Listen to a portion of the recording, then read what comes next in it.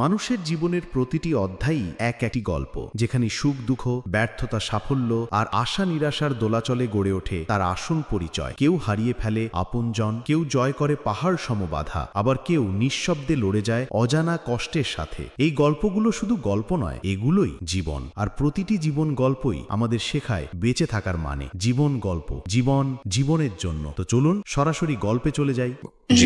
শুরু করুন প্লিজ। আমি ছোটবেলা থেকে শুরু করতে চাই। জি নিশ্চয়ই। আমার যখন বয়স 1 বছর 1 দিন, জি, ওই দিন আমার বাবা মারা যায়। আমরা তিন ভাই বোন, 3 ভাই 1 বোন ছিলাম। আচ্ছা।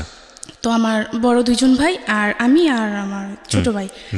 আমার যখন 10 মাস কি 11 মাস এরকম সময় আর কি, আমার ছোট ভাই মানে হয়ে গেছে। আচ্ছা। আমার বাবার ক্যান্সার হয়েছিল 1993 সালে। আচ্ছা, তো কি করতো বাবা? পেশায় কি ছিলেন? বাবা একটা দোকানে ম্যানেজার ছিল ঢাকাতে। আচ্ছা, আপনারা কি তখন ঢাকাতে থাকতেন না, আমরা গ্রামের বাড়িতে ছিলাম। আচ্ছা। বাবা ঢাকা থাকতো, আমরা গ্রামের বাড়িতে ছিলাম। আসা যাওয়া হতো আর কি। আচ্ছা। নানার বাড়ি সবাই ঢাকাতে থাকে। তারপর বাবা মারা যাওয়ার পর আমরা তো তখন ছোট, আমাদের তো ইনকাম সোর্স বলতে আর কেউ নাই। তো মামার বাড়ি থেকে অনেক হেল্প পেতাম। আমার বড় মামা ভালো অবস্থান ভালো, তো অনেক হেল্প পেতাম আমরা। বাবাকে তখন যখন বাবার 1993 সালে ক্যান্সার হয়েছিল, তো অনেক টাকা পয়সা খরচ করা হয়েছে বাবার পেছনে, অনেক টাকা পয়সা সব কিছু মামার থেকে দেওয়া হয়েছিল। আচ্ছা। তারপর নানা ভাই বা মামারা চাইছিল যে মাকে নিয়ে যাবে, কিন্তু আমরা 4টা ভাই বোন কি করবো? দাদা দাদি তখন চাইতেছে না যে না, আমার এত ছোট ছোট নাতি নাতনি ফেলে মানে বউকে আমরা দিব না। তো আমার কাকু ছিল, অবিবাহিত ছিল। এখন সবাই ডিসিশন নিল যে কাকার জন্য মাকে রেখে দিবে, যেহেতু আমরা সবাই ছোট। বাবার ছোট ভাই? হ্যাঁ, বাবার ছোট ভাই রেখে দিবে, এটাই ভালো হবে। তো প্রথমত মা রাজি ছিল না, পরে যখন আস্তে আস্তে সবাই বুঝালো নানা বাড়িতে রাখবে, ঠিক আছে, আমাদেরকে নিয়ে যাবে, আমরা গ্রামের বাড়িতে থাকবো, তারপরও কোনো একটা প্রবলেম হবে, মানুষ একটা কথা বলে ফেলবে, কারো মুখ তো আর চাপা দিয়ে রাখতে পারবে না। সবাই বুঝাচ্ছে এটা যে ওরা থাকবে, ওদের বাবার বাড়িতে থাকবে, ভালো থাকবে, আর এটা তো অন্য কেউ না, নিজের আপন কাকা। তো এটা বলার পর বাবা মারা যাওয়ার 3 বছর পর মায়ের সাথে আর কি বাবার বিয়ে হয়। হ্যাঁ, বিয়ে হওয়ার পর ভালো, আমাদের বাবা নাই, বাবা মরে গেছে এটা আমরা বুঝতে পারিনি। ছোট তখন আমাদের বয়স 3-4 বছর, আমার ছিল, আমার ছোট ভাইয়ের 3 বছর এরকম। আমরা মানে বাবার অভাবটা কি আমরা বুঝতে পারিনি, কখনো বুঝতে পারিনি। মানে আপনি ছোটবেলা থেকেই জেনেছেন যে কাকাই হচ্ছে আপনার বাবা? কাকা এতটুকু জানতাম। মানে আস্তে আস্তে যখন বড় হলাম, আমরা সবাই কাকা ডাকতাম, তো এটা নিয়ে মানে কেউ বলতো কেন কাকা ডাকিস, এত আদর করে বাবারা। কাকা জানছি কাকাই, মানে এতটুকুই, কিন্তু আমাদের বাবার মতো সবকিছু তো আমাদের কাকা। আচ্ছা। আমি পড়াশোনায় মোটামুটি ভালো ছিলাম। ও ক্লাস যখন আমি পড়ার অবস্থায় 26 মাসে ফুল লাগবে, আমাদেরও স্কুলে অনুষ্ঠান হবে, তো সবাই ফুল অ্যারেঞ্জ করতেছি, কিন্তু আমি পারতেছি না, আমি ফুল আনবো কোথা থেকে, মানে এরকম একটা চিন্তাধারা যে কোথা থেকে ফুল আনবো। একটা ভাইয়া শুনলো যে আমি ফুলের জন্য ইয়ে করতেছি, তো ভাইয়া বললো যে তোর কি ফুলের দরকার? তুমি হ্যাঁ ভাই, আমার না ফুলের দরকার। তো বললো আচ্ছা, তোকে আমি ফুল দিব, তুই বিকালবেলা ওখানে আসিস, একটা জায়গার নাম। কোন ক্লাসে তখন? আমি ক্লাস 4 তখন। ক্লাস 4 ফুল কেন? মানে 26 মার্চের সময় অনুষ্ঠান হবে, ওই স্কুলে অনুষ্ঠান হবে, সবাই ফুল নিবে, আমার হাতে ফুল থাকবে না, এটা। আচ্ছা, তো ফুল খুঁজছিলেন আপনি? হ্যাঁ, ফুল খুঁজতেছিলাম তখন, কিন্তু তখন পাওয়া যায় না, যেহেতু গ্রামে। আমি ওখানে গেলাম। আচ্ছা। তো ভাই একটা ঝোপের আড়ালে আমাকে ডাক দিল, আমি ওখানে গেলাম। গেলাম পর ভাইয়া ফুল কই, পরে দাঁড়া দিচ্ছে, তোকে পরে দিব। তো এ বলুন আমার গায়ে আর কি হাত দিচ্ছে, অস্বাভাবিকভাবে হাত দিচ্ছে। তো আমি তো ছোট, তখন কিছু বুঝি না। তো আমি তখন কান্না করতেছি যে ভাইয়া এটা কি, আমি মানে কান্না করতেছি, আপনি কি করতেছেন? আমি সবাইকে বলে দেবো, আপনি তো আমাকে ফুল দিবেন, ফুল দেওয়ার জন্য ডাকছিলেন, কিন্তু এরকম করার কি, মানে এরকম করে কান্নাকাটি করতেছে। তখন আমার চেপে ধরে রাখছে যে আওয়াজ করিস না, চুপ, আওয়াজ করিস না। তো আমি তখন কান্নাকাটি করতেছি, করার পর তখন ভাইয়া মানে কিছু করতে চাইছিল অস্বাভাবিকভাবে, তো আমি বুঝতে পারতেছি না যে কি করব। তখন আমি কান্নার পরিমাণটা বাড়িয়ে দিলাম। তখন ভাইয়া বললো যে আচ্ছা ঠিক আছে, আমার গালে বাবা হাত দিয়ে বললো যে ঠিক আছে, তুই চলে যা, তুই কাউকে কিছু বলিস না। আচ্ছা। তো এটা আমার একটা কাকা দেখলো, যে উনি আর আমি ওখানে ছিলাম। আচ্ছা। কাকাটা দেখার পর কি করলো, উনি আমাকে আর কিছু বললো না, বা ওনাকে কিছু বললো না। আমি তো ছোট, আমাদের কিছু হয়নি বা কি, আমি তো তখন কিছু বুঝি না এগুলা কি। আমি বাসায় চলে আসলাম। আসার পর তার 1-2 দিন পর আর কি দুপুরবেলা আর কি মা ডাক দিল আমায়, যেদিকে আয়। বলছে কি, বলে যে তোকে নাম ধরে বললো যে ও ও ও তোকে কি করছে। বলছে না মা কিছু করে নাই তো, ওর সাথে ওখানে গেলি কেন? তো আমি বললাম যে না কিছু করে নাই, এমনিতে আমি ফুলের জন্য গেছি, এটা বললাম। তো বলার পর মা কিছু বলে নাই। পরের দিন বাবাকে আবার ওই কাকাটা বললো। বলার পর আমাকে খুব মারা হলো। মানে একটা মানুষ এত মারে, ফ্যামিলি থেকে যে মা বাবা খুব খুব মারতেছিল, যে কী করছে বল। তো আমি বলছি আমাকে কিচ্ছু করেনি। আমার 2টা হাত বেঁধে উপর দিয়ে হাত ছিল আর পাগুলা নিচে কিছু ছিল না, পাগুলা ছাড়ানো ছিল। ওই অবস্থা আমার গায়ে পিঁপড়া ঢেলে দিছিল। পিঁপড়া ঢেলে দিয়েছিল মানে আমি শিকার যাই যে কি হয়েছে। লাল পিঁপড়া? হ্যাঁ, লাল লাল বড় বড় পিঁপড়াগুলা। এটা চাচা মানে মা বাবা দুজনেই। বাবা বলতে মানে চাচা? কাকা। হ্যাঁ কাকা। মানে কি করছে, তুই কেন গেলি ওখানে, কি করছে, শিকার যা। দেখেছিল যেন কি একটা কাকা, আপনারই না আমার আপন না, দুঃসম্পর্কের এক কাকা দেখেছেন, দেখে আপনার বাবা মাকে বলেছে, তো বাবা মার শিকার যাওয়ার জন্য লাল পিঁপড়া দিয়ে দিয়েছে। হ্যাঁ বললো পিঁপড়া দিয়েছে, খুব মারতেছিল। তো আমার তো কিছু, আমি তো শিকার যাই না যে না কিছু করছে। তো আমি শিকার যা তাহলে মারবো না। মানে এত পরিমাণে মারা হয়েছে যে আমার আর নিঃশ্বাস নিতে পারতেছে না, খুব মারা হয়েছে। তো মারার পরে বললাম যে হ্যাঁ কিছু করছে, কি করছে সেটা তো নিজে বলতে পারি না, কিছু করছে। তো দেন ওখানে অফ আর মারা হয় না। তো না হওয়ার পর আর কয়দিন পর আর কি যে মা কোনো কিছু হইলে ওটা নিয়ে আমাকে বিভিন্ন কথা শোনাতো, যে তুই ভালো না, তুই এরকম করস, তুই আমার মান সম্মান ডুবাবি, এই করে খুব মারতো। আর আমি খুব কালো ছিলাম।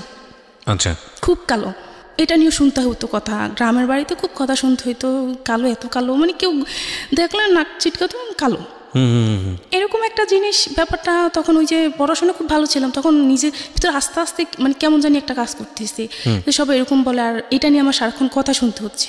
আসলে তো আমি কিছু করিনি। যে কোনো সমস্যা হলে মা আমাকে এগুলো নিয়ে কথা শোনাতো। কোথায় যেতে চাইতাম মা দিত, হ্যাঁ এই জন্য যাবি নাকি, মা এটা বলতো। মা এখন বুঝি হয়তো মা শাসন করতেছে, কিন্তু শাসন করাটা এইভাবে হয়তো উচিত ছিল না, বোঝাতে পারতো। তো এটা না করে এরকম করতো। তো আমি খুব ডিপ্রেশনে ভুগতেছিলাম, যে কারো কাছে কিছু বলতে পারতাম না, কিন্তু নিজে নিজে একা একা বসে কাঁদতাম। আমার মেজো ভাই ও আবার মাঝে মাঝে বলতো, এই তোর মা কি বলে রে এটা, ও আমার 2 বছরের বড়, তো তখন ও ছোট, মা তোর কি বলে রে এটা, সে না জানি না মা কি বলে এটা। তো মা যখন ওই ছেলেটার বাবার নাম উল্লেখ করে বলতো, ওই ছেলের সাথে এরকম করতে চাস, ওখানে যাবি, কোথাও যাওয়ার নাম বললে হ্যাঁ ওর কাছে যাবি, মানে এরকম কিছু। তো ভাই বলতো ওর নাম কেন বলে, আমি জানি না রে, আচ্ছা বাদ দে না। তো আমরা ভাই বোন, ছোট মেজো ভাই আর আমি খুব মিলছিলাম, মানে খুব মিল। যা সমস্যা তো দুজনকে খুব ভালোবাসতাম, ভাই বোন দুজনকে। তো এরকম চলতে চলতে ক্লাস 7 চলতেছে। পড়াশোনা যে ওই যে একটা ভালো একটা পড়াশোনা একটা পর্যায়ে ছিল, ওটা আস্তে আস্তে নষ্ট হয়ে গেল। আমি আর পড়াশোনাটা ঠিকমতো নিতে পারছি না। এটা হওয়ার পর আমি যেটার সঙ্গে জড়িত না সেই দোষটা আমার কাছে আসছে, এবং এটা নিয়ে খুব বেশি বাড়াবাড়ি করছে ফ্যামিলি। ওই যে আমি কালো, মানে কেউ তাকে আসছে হয়তো বলতেছে যে তুমি তো তোমার গোষ্ঠীর বাইরে, তবে একটা কাজ হতো, যদি ফর্সা হতো চেহারাটা মোটামুটি ভালো হতো। এগুলো নিয়ে আপনাকে বলছিল? খুব বলা হতো, মানে আমি শুনতাম, কিন্তু কাউকে কিছু বলতাম না। মাকেও বলতাম না যে মা এই আমাকে এটা বলে, কোনোদিনও মাকে কিছু বলতাম না, যে যাই বলুক না কেন। এরকম করতে করতে আমার আর মানে পড়াশোনার দিকে আর মন নাই, ওই এসব নিয়ে সারাক্ষণ চিন্তাধারা ছিল। তো ক্লাস 6-এ যখন উঠি তখন মানে খুব অসুস্থ হয়ে যাই আমি এসবই এর ভিতরে। তো ডাক্তার বলতে এই সেই জন্ডিস, এইসব রোগ, কিন্তু আসলে না, মানে মূলত আমার কি সমস্যা সেটা আমিই বলতে পারবো, যে আমি এগুলো নিয়ে খুব টেনশন করি, যে কি হলো, মানে কেন এরকম হচ্ছে আমার সাথে। তো এটা হওয়ার পর ক্লাস যখন আমি 7-এ পড়ি, তো তখন আমাদের মোটামুটি ভালো চলতেছে, ফ্যামিলি ভালোই চলতেছে, মানে কোনো দিক দিয়ে কোনো সমস্যা দেখতেছি না।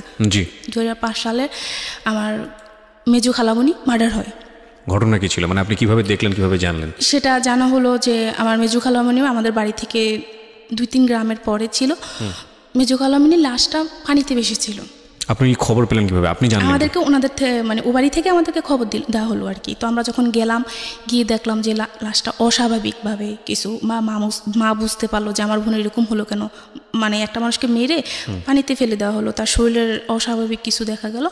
তো মারা যাওয়ার পর মানে এই একটা সমস্যা শুরু হয়ে গেল, যে এই একটা আরেকটা জিনিস মানে মাথায় এফেক্ট করলো, যে এরকম একটা কিছু আমাদের লাইফে হয়ে গেল, যে আমার আর খালামণি খুব ভালো ছিল, আমাদের খুব আদর করতো।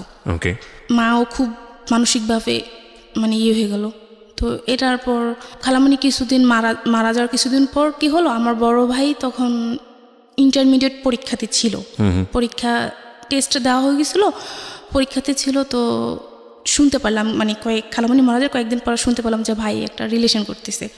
আপনার বড় ভাই? হ্যাঁ, বড় ভাই একটা রিলেশন করতেছে, তো ওনারা দিবে না ভাইয়ের কাছে, বা আমরা ওটা আনবো না, এরকম কিছু চলতেছে, এরকম নিয়ে আর কি চলতেছে।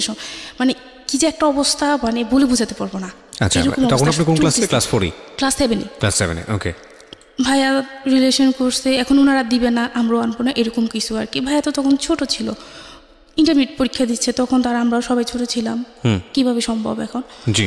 মানে যার সাথে রিলেশন করছে তো উনি তো ভাইয়াকে বিয়ে করবে, ভাইয়ের সাথে আসবে, এটা নিয়ে ওনাকে খুব মারা হইতো। তো ওনাকে মারা হইতো, প্লাস ওনারা আমাদের এখানে আসতো, আয়েশা আমাদের সাথে ঝামেলা করতো যে আমাদের মানে মেয়েকে এই করছে সেই করছে, এইসব নিয়ে খুব ঝামেলা হতো। তো ঝামেলা হওয়ার পর এরকমভাবে চলতেছিল। তো আমি যে ওই যে ক্লাস 4 থেকে কিন্তু আর কোনো ছেলেদের সাথে কোনোদিন কোনো ছেলের সাথে আর আর মিশি না। ওই ঘটনার পর থেকে কোনো ছেলেদের সাথে মিশি না। এবং বাড়িতে কোনো ছেলে আমার পরিচিত হোক অপরিচিত হোক কারোর সাথে কোনো কথা নেই। স্কুলে যেতাম, আসতাম, পড়াশোনা করতাম, যতটুকু পারতাম, এভাবেই চলতো। আচ্ছা। এখানে চলতেছে এই সমস্যাটা ভাইয়ের ইয়েটা নিয়ে। তো ভাইয়াকে তখন আর ইন্টারমিডিয়েট পরীক্ষাটা দেওয়া হয়নি, ভাইয়াকে ঢাকায় পাঠিয়ে দেওয়া হলো মামার কাছে। তো ভাইয়া একটা দোকানে ম্যানেজারি ইয়েতে ঢুকলো, খুব ভালো ইয়েতে চলতেছে। 2008 সালে ওই ভাইয়া ওনাকে বিয়ে করলো। তখন আপনার ভাইয়া কি করে? বয়স কত? ভাইয়া তখন শেয়ারে ব্যবসা করে। আচ্ছা। তো 24 বছর ভাইয়া তখন শেয়ারে, যে মেয়েটাকে লাভ করতো তাকে বিয়ে করলো। তা অনেক কিছু হয়ে বিয়েটা হয়েছে, অনেক কাহিনী হয়েছে, অনেক কিছু হয়েছে। ওনারা ঠিক আছে, সেটা ইম্পর্টেন্ট না, বাট আপনার গল্পটা ইম্পর্টেন্ট। এখন আমার যে গল্পটা ইম্পর্টেন্ট, তো এটা নিয়ে যা কানা হলো, আনার পর থেকে এখন আবার ফ্যামিলিতে আরেকটা সমস্যা যে আছে না, বউ শাশুড়ির সমস্যাটা। জি। ওইটাই চলতেছে। মানে মা বা ভাবি, মানে ওনাদের প্রতিদিনে কিছু না কিছু নিয়ে সমস্যা হচ্ছে। তো কিন্তু আমাদের ভাই বোনদের সাথে বা আমার সাথে কোনো সমস্যা হয়নি, ভাবির সাথে কখনো কোনো সমস্যা হয়নি, ভালোই চলতেছে। এরকমভাবে চলার পর যখন মানে এগুলা আমি তখন 9-এ পড়ি। আচ্ছা। ক্লাস 9, ঢাকা নরসিংদী থেকে তো একটা ছেলে আমাদের ওখানে একটা কাজে আমাদের ওখানে গেল। আচ্ছা। আমাদের ওখানে যাওয়ার পরও আমাদের মানে বাসার পাশেই তারা বাসা ভাড়া নিল। নেওয়ার পর ওরা আবার মার সাথে কথা বলতো, বা মাকে কাকি ডাকতো। জি। খুব ভালো। মা কিন্তু ওই ডিপ্রেশনে ছিল যে আমার মেয়েটা কালো। এখন মা আস্তে আস্তে আমি বড় হচ্ছি, এখন আবার মানে চিন্তা যে আমার মেয়েটা কালো, কিভাবে বিয়ে দিব, মানে এটা খুব চিন্তা করতো সবাই। আচ্ছা। যে মেয়েটাকে বিয়ে দিব কিভাবে। কয় বোন ছিলেন আপনারা? আমরা 2 বোন। ওই কাকার ঘরে একটা মেয়ে হয়েছিল। আপনি ছোট বোন? হ্যাঁ, না আমি বড়, আমার কাকার ঘরে একটা মেয়ে। আচ্ছা। হ্যাঁ। তো আপনি কি কাকাই বলতেন না বাবা? হ্যাঁ, কাকাই বলতাম। আমরা 4 জন কাকাই বলতাম, ছোট বোনটা বাবা বলতো। হ্যাঁ, বাবা বলতো। মা একদিন রাস্তায় কি করতেছে, মানে দাঁড়ায় আছে একটা মেয়ে, ফর্সা মেয়ে হেঁটে যাচ্ছে। তো হেঁটে যাওয়ার পর মা বলতেছে, হায় আল্লাহ, তুমি আমার ছোট মেয়েটাকে যা দিলা, আমার বড় মেয়েটাকে এরকম করে তৈরি করলা যে আমার মেয়েটাকে আমি একটা ভালো জায়গায় বিয়ে দিতে পারবো না। এটা আপনার সামনেই বলেছে? না, আমি ছিলাম না তখন। আচ্ছা। আমাদের অবস্থান তখন মোটামুটি ভালো, ভাইয়া শেয়ার ব্যবসা করতেছে, ভালো, খুব ভালো। মা এটা বলার পর একজন শুনলো, ওই যে যারা বাসা ভাড়া নিচ্ছে আমাদের ওখানে, ওই একজন শুনলো। মানে কার কাছ থেকে শুনেছে? মা বলতেছে, এটা ও শুনলো। আচ্ছা। ও হেঁটে যাচ্ছে, মেয়েটাও হেঁটে যাচ্ছে, মা ওই কথাটা তখন বললো, জুড়েই বললো। তো বলার পর আমি তখন স্কুলে ছিলাম। তো শোনার পর ও কী করলো, আমার একটা আপুর সাথেও ভালো মানে যোগাযোগ ছিল।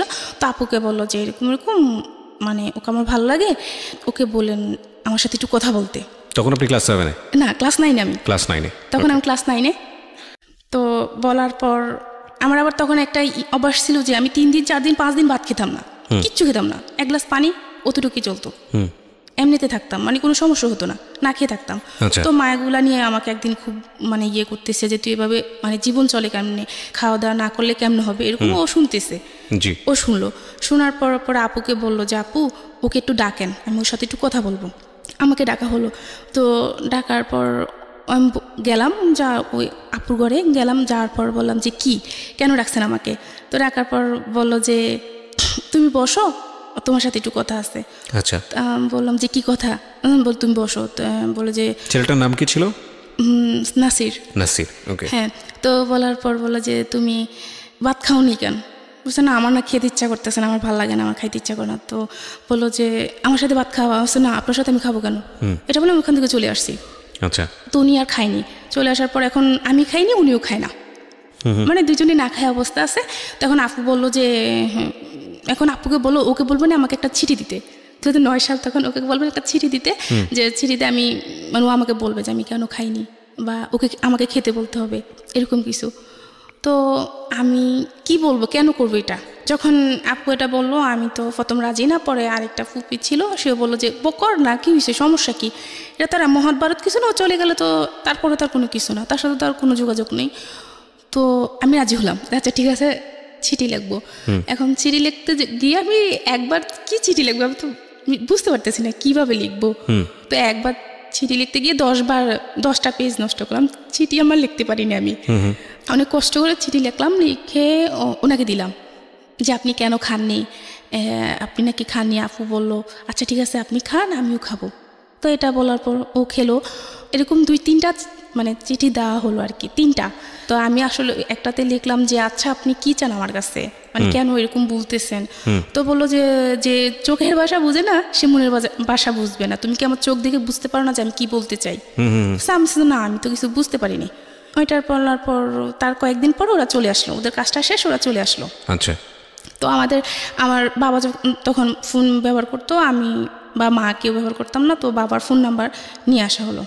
তো নিয়ে আসার পর ও মাঝে মধ্যে ফোন দিত, আপুর সাথে কথা বলার জন্য ফোন দিত যে আপুর সাথে কথা বলবো। তো আপুর সাথে কথা বলা তখন তো আমরা আমাকে দিত, তো আপুর সাথে ফোন দিলে বুঝতাম যে আমার সাথেও কথা বলবে এরকমভাবে। তো ওনার কথা আমার খুব ভালো লাগতো, ওনার কথা বোঝানো, খুব সুন্দরভাবে কথা বলতে পারতো, গুছিয়ে কথা বলতে পারতো, সেটা আমি তখন পারতাম না। উনি কথা বলতে পারতো খুব সুন্দরভাবে, তো ওনার সাথে আমি কথা বলতাম, ভালো লাগতো। এরকম করতে করতে এসএসসি পরীক্ষা দিলাম, মানে ওনার সাথে আমার যোগাযোগ হতো এরকম কি 1 মাস 15 দিন 20 দিন এরকম আর কি, এতদিন পর পর আর কি ওনার সাথে আমার যোগাযোগ হতো। তখনও কি মানে ওনার সঙ্গে আপনার কোনো সম্পর্ক তৈরি হয়েছে নাকি জাস্ট এমনিতেই হাই হ্যালো করেন? তখন আর কি সে বললো আর কি এরকম মানে অনেকদিন পার হয়ে যাওয়ার পর আর কি উনি বললো যে আমি তোমাকে বিয়ে করতে চাই, আমি তোমাকে ভালোবাসি। আমিও উচ্ছ্বাস বয়স, তখন ক্লাস 9 থেকে 10 উঠলাম, বা আবেগের বয়স, আমিও ঠিক আছে কথা বলি। আমার কথা ওনার সাথে আমার কথা বলতেই ভালো লাগে। প্রেম ভালোবাসা কি জানি না তখন সেটা বুঝতে পারি, কিন্তু আমার ভালো লাগে, ওনার সাথে কথা বলতে আমার খুব ভালো লাগতো। তো ভালো লাগার পর কথা বলতাম, মাঝে মধ্যে এরকম ফোন দিত, কথা বলতাম। উনি তখন বললো জানো তোমাকে কেন এত ভালোবাসি, এরকম তো আমার মা একদিন এটা বললো। আর আমি তখন মনে মনে এটা চিন্তা করলাম যে আমি যে কাকির মেয়েকে আমি বিয়ে করবো, এবার যা কিছু হোক। এখন ওর চিন্তা আর কি যে আমাকে আসলে আমার ফ্যামিলি দিবে কিনা ওর কাছে, সেই এরকম চিন্তাধারা হইতো, এরকম চিন্তাধারা ভাবনা করতো। করার পর আস্তে ধীরে চলতে চলতে তখন 2010 সাল, আমি তখন ইন্টারমিডিয়েটে পড়াশোনা করতেছি। তো দেখা করতো আসার পর আর কি ওর সাথে এরকম হয়েছে যে ওর সাথে আমি দেখা করব রাতের বেলা, ও আপুর বাসায় আসলো। তো আমি মানে আমার ঘর থেকে বের হলাম, ওর সাথে আমি দেখা করলাম। মানে এরকম হলো যে ওর সাথে আমি দেখা করব, ও আমাকে অনেক দিন পর কাছে পাইছে, ও আমাকে ধরবে, এরকম কিছু চিন্তাধারা ছিল যে আমাকে ধরবে, জড়িয়ে ধরবে, বা আমিও এরকম কিছু। তো ও মানে এরকম করে আবার হাতটা সরাই ফেলবো, সরাই ফেলে মানে হাতে ব্যথা পাইছে, তারপর হাতটা সে সরাই ফেললো, যে সে আমাকে কোনোদিনও টাচ করবে না। মানে ওর চিন্তাধারা ছিল যে সে আমাকে কোনোদিনও টাচ করবে না, যা করবে মানে পরে, মানে ওর চিন্তাধারা এরকম ছিল। তো হওয়ার পর ওটা যাওয়ার পর যখন এসএসসি পরীক্ষার পর ইন্টারমিডিয়েটে উঠলাম, তখন আবার কি হলো যে আবারও বললাম যে ওর সাথে আমি দেখা করব, তো এখন কিভাবে দেখা করব? দেখা করা তো একটা ব্যাপার আছে, বাড়িতে আসা লাগবে না, এটা মোটামুটি বাড়িতে জেনে গেল, আমার বাড়িতে জেনে গেলো। জানার পর আর কি বড় ভাই আর কি আমাকে বললো যে মুনি এটা কি ঠিক? আমি আবার ভাইকে বললাম যে ভাই আমার প্রতি বিশ্বাস রাখতে পারবো না। যখন ভাই একটা সময় আমাকে বোঝালো এরকম কিছু করিস না, ভাইয়া ভুল করছি, কিন্তু তুই করিস না। তো আমি ভাইয়া ঠিক আছে, আমি এসব কোনোদিনও করবো না। যখন ভাই আমাকে বোঝালো তখন ভাইকে আর কিছু বললাম না, চুপচাপ শুনে গেলাম। এখন 2010 সালে ওর সাথে আমার দেখা করতে হবে, যখন ইন্টারমিডিয়েটে পড়তেছি তখন বললাম যে ওর সাথে আমি দেখা করবো, ওকে ফোন দিলাম। তো ফোন দেওয়ার পর একটা জায়গা সিলেক্ট করা হলো যে এখানে দেখা করব। দেখার পর তো ও আমাকে আসার আগে বললো যে আমি তোমাকে দেখা করব, তবে আমি তোমার কাছে একটা জিনিস চাইবো, তুমি কি সেটা দিবা? ও তখন নারায়ণগঞ্জে, কি নাম ছিল ছেলেটার? নাসির। হ্যাঁ, নাসির তখন বললো যে আমি তোমার সাথে দেখা করব, তুমি কি সেটা দিবা? তো বললাম যে কি? তো বললো যে আমি তোমাকে একটা কিস করব। তো আমি তখন বললাম যে তোকে না আমি থাপড়ায় আর নারায়ণগঞ্জ আবার পাঠাই দেবো। নাসিরকে বললাম? হ্যাঁ, ডাইরেক্ট আমি এটা বলতেছি ওকে। তো বলতেছে, হাসতেছে, বলতেছে দেখ পাগলি বলে কি, ও আমাকে সবসময় পাগলি বলতো আর কি। যাক হলো, তো ওর সাথে আমার দেখা করার আসলো। আর আসার পর আমার একটা আপুর বাসায়, অন্য আর একটা আপুর বাসায় দেখা করলাম। দেখা করার পর ওর সাথে তাও আমার দূরত্ব 2.5 হাত 3 হাতের মতো এরকম দূরত্ব বেজায় কথা বললাম, দেখা করলাম, করার পর ও চলে আসলো নারায়ণগঞ্জে, আমি চলে গেলাম বাসায়। তো তারপরে সে ফোন দিল আমাকে, ফোন দিয়ে বললো যে জানো আমি তোমাকে চাইলে কিছু করতে পারতাম, চাইলে তোমাকে একটা কিস করতে পারতাম, কেন করিনি জানো? বললাম যে কেন?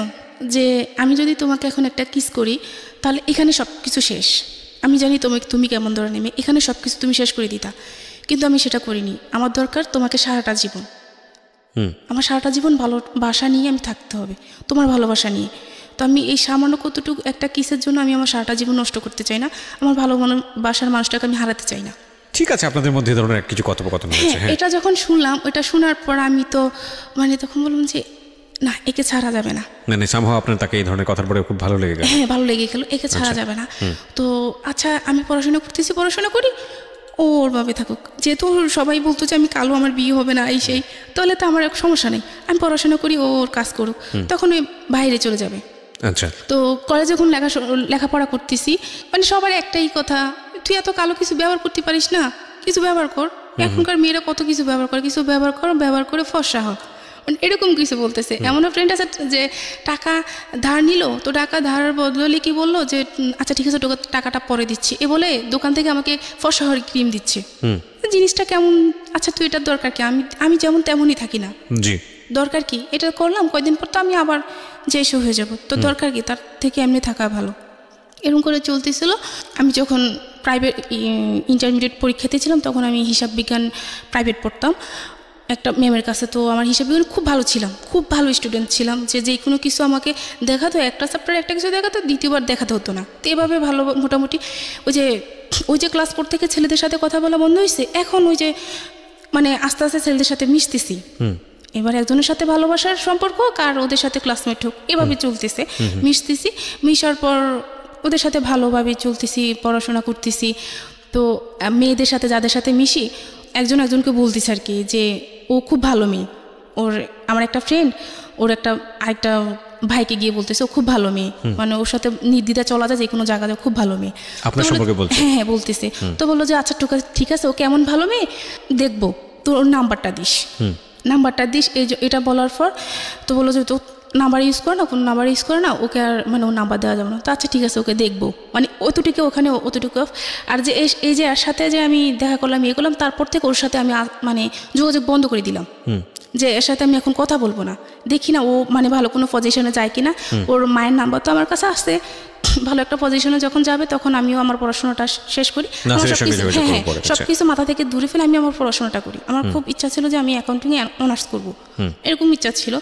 তো তখন আপনি ইন্টারে পড়ি, ইন্টার পরীক্ষার্থী, তখন ইন্টার পরীক্ষার্থী। তো আমার যখন পরীক্ষা চলে আসতেছে, এখন আমার ফোনে দরকার। মেজু ভাইকে বললাম, দেখ ভাই, এখন তো আমার পরীক্ষা চলে আসছে, এখন আমি কী করবো, আমার তো ফোনে দরকার। এখন বলতেছে আচ্ছা ঠিক আছে, আমি ভাইকে বলবো।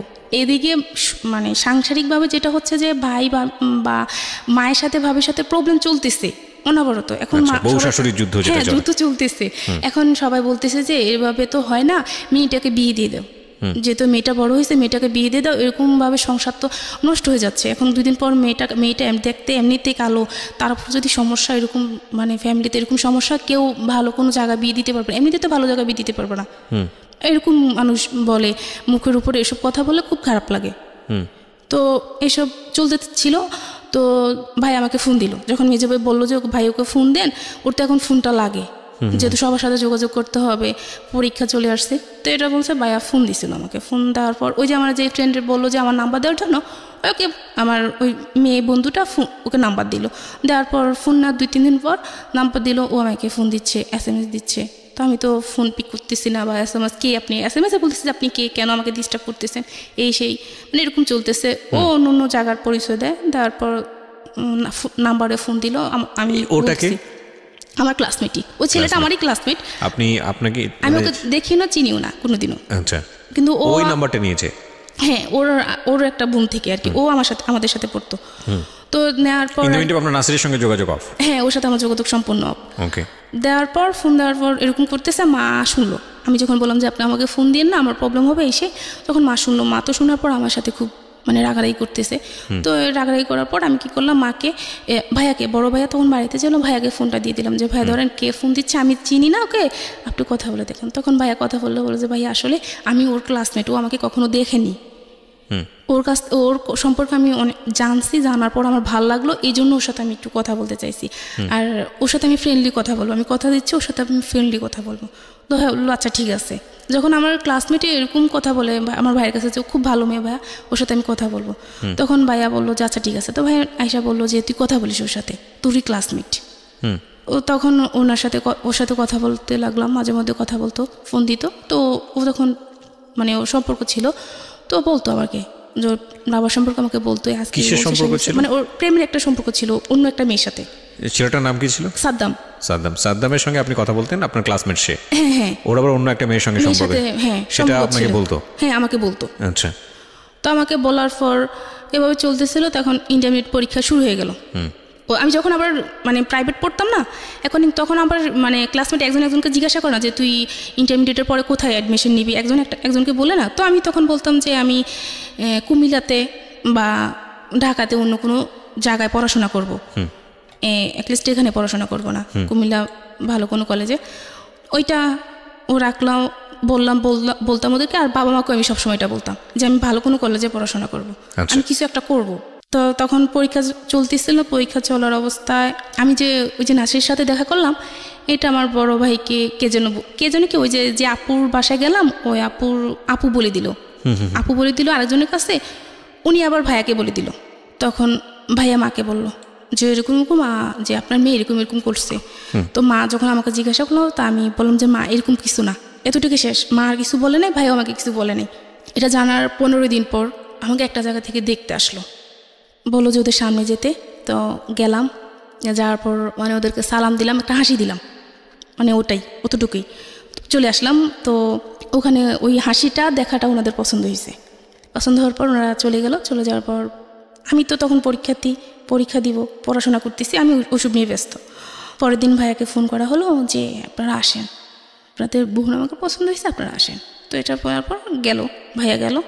যাওয়ার পর ভাইয়া ছেলের নাম জানলো, পরিচয় জানলো, সে কোথায় থাকে এতটুকু জানার পর ভাইয়া যখন সবাইকে বললো যে এরকম ভাইয়ার ফ্রেন্ড সার্কেল আমাদের গ্রামের পাশাপাশি, তো ফ্রেন্ড সার্কেল জানানোর পর সবাই বললো যে হ্যাঁ ছেলে খুব ভালো, আর দেখতে মাশাআল্লাহ অনেক স্মার্ট, অতটুকুই মানে সবার পছন্দ হয়েছে। এবার ছেলে তাদের ফ্যামিলির ব্যাকগ্রাউন্ড কি, সে পড়াশোনা কতটুকু করছে, এটা দেখার বিষয় না কারো। ছেলে দেখতে ভালো। আর আমার বড় মামাকে জানানো হলো, তো আমার বড় মামা তো আমাদের ফ্যামিলি সব কিছু, আমাদের এই যে ফ্যামিলিতে যত কিছু, বড় মামা আমাদের অনেক হেল্প করছে, আমাদের এখানে এতটুকু আজকে এখানে আসার পেছনে তো বড় মামা। এরকম আর কি। মামাকে বললো, মামাও বললো না ছেলে খুব ভালো, মানে মা বলছে কোনো সমস্যা নেই, রাজি হয়ে যা। তো সবার চিন্তাধারা এটা ছিল, বাড়িতে কি আছে না আছে সেটা দেখার বিষয় না, বিয়ের পর তুমি কে ঢাকা রাখবে। রাজি হয়ে গেল সবাই। তো ভাই দেখে আসলো। পরের দিন আমার ইকোনমিক্স পরীক্ষা চলতেছিলাম, পরীক্ষার জন্য আমি মানে প্রস্তুতি নিতেছি যে আমি পরীক্ষা দিতে যাব। তখন ভাইয়া বললো যে মেহমান আসবে, পরে যাস। তখন বিকালবেলা পরীক্ষা ছিল আমার, যে মেহমান আসবে পরে যাস। তো কী মেহমান আসবে? পরে বললো যে পরে মা বললো তোকে দেখতে আসবে, ভাবি বলে দেখতে আসবে, পরে যাস। তো আচ্ছা ঠিক আছে। তো ওনারা আসলো, ওনাদের সামনে নেওয়া হলো, ওনারা দেখলো আমাকে, শাড়ি পরিয়ে দেখলো, 3 পিস খুলে দেখলো, মানে যে 3 পিস পরিয়ে দেখলো, যেভাবে ইচ্ছা ওনারা দেখলো, আমাকে হাঁটালো, কথা বললো, ওনাদের সাথে খাওয়ালো, সব কিছু হওয়ার পর আমি পরীক্ষা দিতে চলে গেলাম। আর এদিক দিয়ে ওনারা থেকে গেলো আমাদের বাসায়। থাকার পর ওনারা কথা সব কিছু ফাইনাল করলো। দিনটা ছিল সোমবার, যে বুধবার দিন ছেলে আসবে, মেয়ে যেহেতু এখন পরীক্ষা, তো কাবিনটা হয়ে যাবে। তারপর যার বাড়ি শেষে এতটুকু, পরীক্ষার পর আর কি আমরা অনুষ্ঠান করে আমরা বউ নিব, অতটুকু কথা শেষ। আমি বাড়িতে আসলাম। আপনি তো বুঝতে পারছিলেন যে আপনার বিয়েটা হয়ে যাচ্ছে? না, তখনও জানি না, মানে এত কিছু হচ্ছে, আপনি বাড়ির ছেলের সামনে যাচ্ছেন, হাসি দিয়ে চলে আসতেছেন, এটা তো বোঝাই যাচ্ছে যে কিছু একটা হচ্ছে। না, আমি তখন বুঝতে পারি না যে বিয়ে হবে আমার, মানে ওই তারপর মূলত ওই আপনার মা যে আপনার ফোনে একটা কনভারসেশন শুনেছিল যে আপনি ফোন দিয়ে না, আমার বাসায় ডিস্টার্ব হবে, এরপর থেকে আপনার ফ্যামিলি অনেক সিরিয়াস হয়ে গেছে, যেভাবে এটা না। তাহলে ওই যে আমি নাসিরের সাথে দেখা করছি, ওটা শোনার 15 দিন পরে এই ঘটনাগুলো হচ্ছে। আচ্ছা, তার মানে এই ঘটনার প্রেক্ষিতেই আপনার ফ্যামিলি চিন্তা করেছে বিয়ে সাথে দিয়ে দিই, তারপরে যা হওয়ার হবে। হ্যাঁ, আর ফ্যামিলিতে ওই যে দুর্যোগ চলতেছে, বর্ষাশুর যুদ্ধ, বুঝতে পেরেছি। বলেন এসব নিয়ে তো মানে মেয়েটাকে বিয়ে দিয়ে দিলে ভালো হবে, এরপরে ছোট একটা মেয়ে আছে, ওটাকে পরে দেখা যাবে, এরকম কিছু আর কি। তখন আমি কলেজ থেকে আসলাম, পরীক্ষা দিয়ে আসার পর আর কি শুনলাম যে আমার বিয়ে ঠিক হয়েছে, বুধবার দিন বিয়ে হবে। আচ্ছা, মানে তখন তো আমি মানে কি করব বুঝতে পারতেছি না, যে হঠাৎ করে এটা কি, আর ওটা তো বলতে পারতেছি না। এখন তো বুঝতে পারলাম ওটা শোনার পরে এরকম হলো, আর ওটা কাউকে কিছু বলতে পারতেছি না, মেনে নিলাম যা কপালে যা আছে তাই হবে, আর কোনো সিনক্রেট করিনি। না করার পর তখন কি হলো, বুধবারে ওরা আসলো। এখন আসার পর আর কি ওরা দেখলো, এখন আবার দেখবে, বিয়ে হবে আগে দেখবে, ছেলে দেখবে। তারা কিন্তু ছেলে দেখে নাই, ওর মা আর ওর বোন, ওর ভাই দেখলো আমাকে, কিন্তু ও দেখলো না। এখন ও আসলো, ও দেখলো। আপনি ছেলে দেখেছেন ওই সময়টাতে? না, আপনি না, ওকে আমি তখনও দেখিনি। আচ্ছা, দেখলো, দেখার পর বললো যে আচ্ছা আমার তো মেয়ে পছন্দ হয়েছে, আজকে ওর সব কিছু থাকুক। মানে আমাদের ভালো একটা আয়োজন করা হয়েছে, সবাই জানলো যে মানে ওর বিয়ে, নিপার বিয়ে, সবাই জানে এটা। সবাইকে মোটামুটি দাওয়াত দেওয়া হয়েছে, ছোটোখাটো অনুষ্ঠান যাকে বলা হয় আর কি, মোটামুটি সবাই জানলো যে আমার বিয়ে আজকে। তো তখন বললো যে আমার মেয়ে পছন্দ হয়েছে। আচ্ছা, এটা তো আমাদের বাবা চাচা কাউকে আনেনি, শুধু ও আসলো ওর কোনো কয়টা ফ্রেন্ড নিয়ে। তখন সবার মনে খটকা লাগলো, কিছু নিয়ে আসেনি। একটা বিয়ে করতে আসবে, একটা শাড়ি তো নিয়ে আসবে, কিছু নিয়ে আসেনি। তো তখন সবার মনে একটা খটকা লাগলো, লাগার পর আর কি ওর যেটা হলো যে আমাকে ওর পছন্দ হয়নি। মানে বুঝলাম না ঠিক, আপনাকে দেখে পছন্দই করলো, আবার পছন্দ হয়নি বলতে? মানে ওর ফ্যামিলি পছন্দ করলো, ও এটা বললো আর কি, মিথ্যা বললো। তারপর মেয়ে পছন্দ হচ্ছে, আমি আগামীকাল আমার বাবাকে পাঠাবো, আমার কাকাকে পাঠাবো, পাঠিয়ে তারপর মানে বিয়ে ডেট ফিক্সড করবো। আচ্ছা, এটা বলে ও চলে গেল। এখন তো সবাই মোটামুটি বুঝতে পারলো যে কিছু একটা সমস্যা। পর ও ফোন দিয়ে বললো যে এরকম এরকম, এখন না বিয়েটা পরে, ওকে টেনশন করতে বললেন না, ওকে পড়াশোনা করতে বলেন। তো ওকে বিভিন্ন জন ভাইয়ের বিভিন্ন ফ্রেন্ড সার্কেলে এসে মানে বিভিন্ন মানুষ বুঝালো, বা ওদের বাড়ি থেকে যখন ওদের বাড়িতে গেলাম তখন শুনতে পেলাম আর কি, আমার শাশুড়ি টাশুড়ি সবাই বুঝালো যে মেয়েটা ভালো, দেখ কিচ্ছু হবে না, বিয়ে কর, কী হয়েছে, কালো হয়েছে, তাতে কি, কিছু হবে না। এটা করে ওকে বোঝানো হলো। বোঝানোর পর পরের দিন বৃহস্পতিবার ও আবার ভাইয়ের সাথে মিট করলো যে আপনি আসেন, আপনার সাথে দেখা করবো। তো দেখা করার পর আবার বিয়ে ঠিক করলো শুক্রবার দিন আবার বিয়ে ঠিক করলো। এখন তার কিছু করা নাই, তখন ডিসিশন নিলাম যে আর মানে বিয়ে কারোর সামনে যাব না, পড়াশোনা করব। মাকে বলে দিলাম কারোর সামনে আমাকে নেবেন না, এটা খারাপ জিনিসটা যে কত খারাপ হয়েছে, মানে মাকে বললাম যে বুঝতে পারছেন যে আমার বিয়ে ঠিক হয়েছে, বিয়েটা ভেঙে গেছে, গ্রামের বাড়িতে এই জিনিসটা অনেক খারাপ জিনিস, তো আমার আর দরকার নেই, আমি আর বিয়ে করবো না, আমি পড়াশোনা করবো। যখন আবার বিয়েটা ঠিক হলো, দ্বিতীয়বার আমি কিছু বলতে পারলাম না, চুপচাপ বিয়েটা করে ফেললাম। শুক্রবার দিন বিয়েটা হয়ে গেল। দ্বিতীয়বার বিয়ে ঠিক হয়েছে কিভাবে? মানে একজনের সাথে ফার্স্টের দিন বুধবার দিন বিয়ে হওয়ার কথা ছিল, কিন্তু হয়নি। আবার শুক্রবার দিন ও নিজেই ঠিক করলো ভাইয়ের সাথে এসে যে আচ্ছা ঠিক আছে, আমরা আগামীকাল যাব, বিয়ে হবে। মানে ছেলেটা আবার রাজি হয়েছে? হ্যাঁ, আবার রাজি হলো। ওকে বিভিন্ন সবাই নাকি নাম কি ছিল? ওর নাম ছিল ফাহিম। হ্যাঁ, ওকে। বিয়ে হওয়ার পর যখন আমাকে আর ওদের বাড়িতে না হয় না, আমাদের বাড়িতে রাখলো, যেহেতু পরীক্ষা। তো ওকে আর আমাকে একটা ঘরে দেওয়া হলো। দেওয়ার পর ওকে আমি দেখলাম, ওকে দেখার পর তো আমি মানে পুরো প্রেমে পড়ে গেলাম। আসলে অনেক সুন্দর ছিল, মানে ও হিসাবে আমি কিছুই না, মানে এতটা সুন্দর ছিল। কথা বলতেছে তো একটা জিনিস খেয়াল করলাম যে সে আমার দিকে একটাবারও তাকায়নি। আচ্ছা, তখন অনেকটা খারাপ লাগলো যে সে আমার দিকে একটাবারও তাকায়নি। একটা মেয়ের কত চিন্তাধারা থাকে, একটা মেয়ে না সবাই একটা চিন্তাধারা থাকে যে বিয়ের পর বাসঘরটা হবে অন্যরকম চিন্তাধারা থাকে। তো আমি দেখলাম যে আমার হাজব্যান্ডটা আমার দিকে একবারও তাকায়নি আমার দিকে। না তাকানোর ফলে আমি আর কিছু বলিনি। ও কথা বলতেছে, বোঝাচ্ছে যে বিয়ে মানে কি, এই সেই একটা বিয়ে সম্পর্কে বিভিন্ন ধরনের কথা বোঝাচ্ছে, কিন্তু ও আমার দিকে শুধু চোখ বন্ধ করে কথা বলতেছে, একটাবারও আমার দিকে তাকায়নি। আচ্ছা। না তাকানোর পরে তো রাতে মানে যখন ঘুমাতে গেলাম, আমি ওর হাতের বাম পাশে ছিলাম। তো রাতে খেয়াল করলাম যে ও আমার বাম পাশ থেকে ডান মানে আমার ও পাশ হলো গিয়ে মানে সিগারেট বাসর রাতে। জি। তো এটা দেখার পর তো পুরো আমি শকড যে বিয়ের রাতে হাজব্যান্ড একটা বার আমার দিকে তাকালো না, এখন সে সিগারেট খাচ্ছে, মানে জিনিসটা কেমন? এরকম রাত্রে দুটা খেলো। তো খাওয়ার পর খুব খারাপ লাগলো যে আল্লাহ জানি কপালে কি আছে। তারপর আর কাউকে কিছু বলিনি। বলার পর পরের দিন ও আমাদের বাড়িতে ছিল, থাকার পর ওর একটা ফ্রেন্ড নাকি আমাদের বাড়িতে আসতে চাইছিল, যেহেতু শ্বশুরবাড়িতে যাব। তো বললো যে আমার শ্বশুরবাড়িতে যাবি কি, আমার নিজেরও তো মন ঠিক না, আমার নিজেরও তো বউ পছন্দ হয়নি। সেটা তার ফ্রেন্ডকে বললো, এটা সে আমাকেও বললো। তো আমাকে বলার পর আমি আড়ালে দাঁড়ায় কান্না করতেছি যে কি হলো কপালে। তো কান্না করতেছে, ভাবি দেখলো কি হলো, ভাবি এরকম উনি এই কথা বলে। তো ভাবি ওকে খুব বুঝালো যে ভাই হ্যাঁ বলতে পারবেন মেয়েটা কালো, কিন্তু মানে ওর মতো মানুষ হয় না, সারাটা দিন বলে যেতে পারবেন কিন্তু কোনো প্রত্যুত্তর করবে না। খুব ধৈর্যশীল একটা মেয়ে, ওকে আপনি কখনো কষ্ট দিন না। তখন অতটুকু তো ভালোই চলতেছিল, ফোনে কথা টথা বলতাম। ও 3 দিন থেকে চলে আসলো ঢাকায়, ওর সাথে ভালোই কথা, ফোনে কথাবার্তা ভালোই চলতো, খুব ফোনে অনেক কথা চলতো, অনেক কথা হতো। তো ওকে বিভিন্ন কথার মাধ্যমে বুঝাতাম যে শুনো, বাবা মার পছন্দে বিয়ে করছো কিন্তু এমন আচরণ তাদের সাথে করবে না যাতে তারা কষ্ট পায়। ভাই বোনের সাথে সবসময় ভালো ইয়ে করবা, আগে যে যতটা ভালো করছো তার থেকে বেশি ভালো করবা। তো ওর কথা বলতো, তোমার এই কথাগুলো খুব ভালো লাগে আমার, তোমার এই কথাগুলো আমার খুব ভালো লাগে। এটা হওয়ার পর যখন যখন বিয়ের 1 সপ্তাহ হলো, আগে শুক্রবার বিয়ে হলো, পরে বৃহস্পতিবার আর কি আমি ঘুমাচ্ছি, ও অনেকবার ফোন দিচ্ছে আমার ফোনে, কিন্তু আমি এত ঘুম যাচ্ছি যে আমি ফোনটা রিসিভ করতে পারতেছি না। ও 26 বার আমাকে ফোন দিল। ফোন দেওয়ার পর আমি ফোন রিসিভ করলাম, রিসিভ করার পর চুপ করেছিল অনেকক্ষণ। তো আমি বললাম যে সরি, আমি না ঘুমিয়ে পড়ছি, ওই দিন পরীক্ষা ছিল একটা, পরীক্ষা দিয়ে আসে আমি ঘুমিয়ে পড়ছি, সরি আমাকে ক্ষমা করে দাও, আমি ফোনটা রিসিভ করতে পারি না। ওই দিন রাতে এসে বললো যে আমি ঠকেছি, তোমাকে বিয়ে করে আমি ঠকেছি। কেমন ঠকছ? যে তুমি ইউজকৃত। বিয়ের কয়দিন পরে? 1 সপ্তাহ পরে। 1 সপ্তাহ পরে সে আপনাকে বললো যে এই ধরনের কথাবার্তা, এই ধরনের কথা। আবার আমাকে জিজ্ঞাসা করলো তোমার কোনো ফ্রেন্ড আছে কিনা, এই সেই না। তো ওই যে আমি সাদ্দামের সাথে কথা বলতাম, ওর সাথে পরীক্ষার সময় বিভিন্নভাবে হেল্প করতো আমাকে, বা আমি ওকে ইয়ে করতাম। আমার জানা যে প্রশ্নটা, সেটা হচ্ছে যে এটা খুব সেন্সিটিভ একটা বিষয়, তারপর আমি করছি আপনাকে এই প্রশ্নটা, এই কথাটা সে কেন বললো আপনার কি জানা আছে? কারণ আপনি যেটা স্বীকারোক্তি দিয়েছেন এখানে, আমি জানি না, তাতে তো আপনার এই ধরনের কোনো ঘটনাই ঘটেনি। না, আমার জীবনে এরকম কোনো ঘটনা ঘটেনি। মোটামুটি ভালো ছিলাম, মানে স্বাস্থ্য ভালো ছিল, তো সেই ক্ষেত্রে তার এরকম চিন্তাধারা ছিল।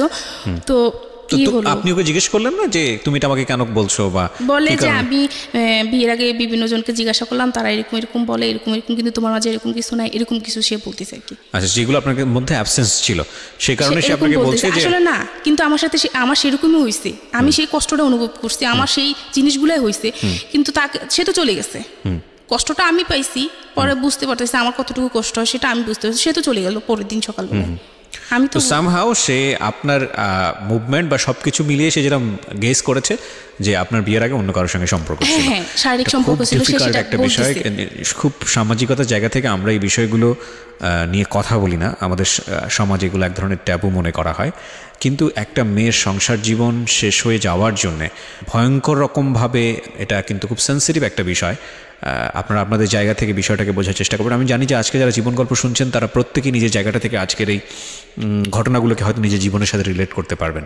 তারপর কি হলো, ও আমাকে এগুলো যখন বললো তখন আমি খুব কান্নাকাটি করলাম যে শুনো, এরকম কিছুই না, তুমি একটাবার বিশ্বাস করো আমাকে, বলছে তোমাকে আমি জীবনে বিশ্বাস করবো না।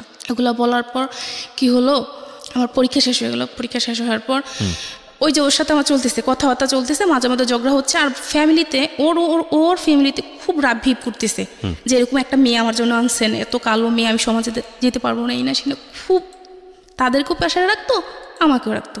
ঝগড়া আমার সাথেও করতো, তাদের সাথেও করতো। জি, এরকম করতে করতে পরে আমার পরীক্ষা শেষ হওয়ার পর এখন অনুষ্ঠান হবে, তো বললো যে আর কয়দিন পরে যাই। আমি বলি যে কয়দিন বাড়িতে থেকে কি করব, শ্বশুরবাড়ি থেকে কেউ আসা হুট করে নিয়ে যাবে, কিন্তু কোনো অনুষ্ঠান হবে না, এটা কোনো কথা হলো? আমার বিয়ে হলো, কিছু হবে না, এটা কি কেমন না? আমি ফ্যামিলিতে বড় মেয়ে, তো তার থেকে বলে আমি ঢাকা চলে যাই। আচ্ছা, মামার বাসায় গিয়ে বেড়াই, ওখানে চলে যাই। ওখানে গেলাম, ঢাকা চলে আসলাম। আসার পর ও আর মামার বাসা পাশাপাশি, যেতাম ওর কাছে, মানে এরকম হতো, তারপরও যেতাম ওর সাথে। আমার সাথে এমনিতে সব কিছু চলতেছে, কিন্তু এগুলো সে বলে যাবে। আচ্ছা, বিভিন্ন কলেজের নাম ধরে বলতো যে এইসব মেয়েরা যে খারাপ তুমি জানো? না, আমি কিভাবে জানবো? বলতো, মানে ও বিভিন্নভাবে বিভিন্ন বিকৃতভাবে কথা বলতো। তো আমি বলতেছি তুমি এগুলো কি বলো, আমি তো এগুলো জানি না। বলছে হ্যাঁ, তুমি ঢং করো না, তুমি এগুলো সবই জানো, তুমি ঢং করো না, তুমি এগুলো সবই জানো। তো বলার পর আমি মানে কি করবো বুঝতে পারতেছি না, এগুলো নিয়ে প্রতিনিয়ত সমস্যা হচ্ছে, কাউকে বলতেও পারতেছি না। তো সে আমার একটা শারীরিক একটা দিক বলে বললো তোমার এটা এরকম, কিন্তু একটা মানুষের এরকম না। তো আমি বললো হ্যাঁ, এগুলো কি চলতেছে, আমি তো জানি আমি কিরকম। মানে এই বিষয়গুলো নিয়ে আপনি কোনো কথাই বলতেন না? হ্যাঁ, কাউকে কিছু বলতাম না। তো আমি বলার পর যখন ঢাকায় আসলাম, ঢাকায় আসার পর আমি আমার ছোটো আন্টির বাসায় গেলাম। ছোটো আন্টির বাসায় যাওয়ার পর আমি ছোটো আন্টির কাছে শেয়ার করলাম জিনিসটা, যে আন্টি ও তো এরকম করতেছে, আমি কি করব? আন্টি আপনি কি দেখবেন আমাকে? মানে উপায় না পেয়ে তখন আন্টিকে বললাম আপনি আমাকে দেখবেন আমাকে, যে আমার আসলে প্রবলেম কি, আসলে মেয়েদের কি এরকম কিনা। ইটস ভেরি ডিফিকাল্ট একটা সিচুয়েশন প্রত্যেকটা মেয়ের জীবনে। এগুলো নিয়ে মানুষের মধ্যে কথা বলাটাও খুব ডিফিকাল্ট। এবং খুব ভয়ঙ্কর রকমের মানে সাংসারিক অবস্থা দাঁড়ায় এই সিচুয়েশনগুলোর ক্ষেত্রে। যাই হোক, এই মেয়েটির ক্ষেত্রে কী হয়েছে আমরা জানি না, তারপরে কি হলো? তখন আন্টিকে আমি সব কিছু খুলে দেখালাম যে আন্টি দেখেন যে আমি আসলে ভালো কিনা, আমি আসলে সত্যি ভালো মেয়ে কিনা, আন্টি আমার সাথে তো এরকম কিছু হয়নি। তখন আন্টি বললো যে না, তুই সম্পূর্ণ ভালো। তাকে হয়তো বা কেউ ভুল বুঝাইছে, সে হয়তো বা কারো কাছ থেকে ভুল কিছু শুনছে। লেখাপড়া করা সে কিন্তু লেখাপড়া করতো না, আচ্ছা, করেনি। সে ক্লাস না, অনেক লেখাপড়া করা, অনেক পাশ করা ছেলের মধ্যে এই ধরনের 5 পর্যন্ত পড়াশোনা করছে। এখন এরকম হওয়ার পর আমি তখন অনুষ্ঠান দিন নির্ধারিত করা হলো যে অনুষ্ঠান ঈদের পর অনুষ্ঠান করবে।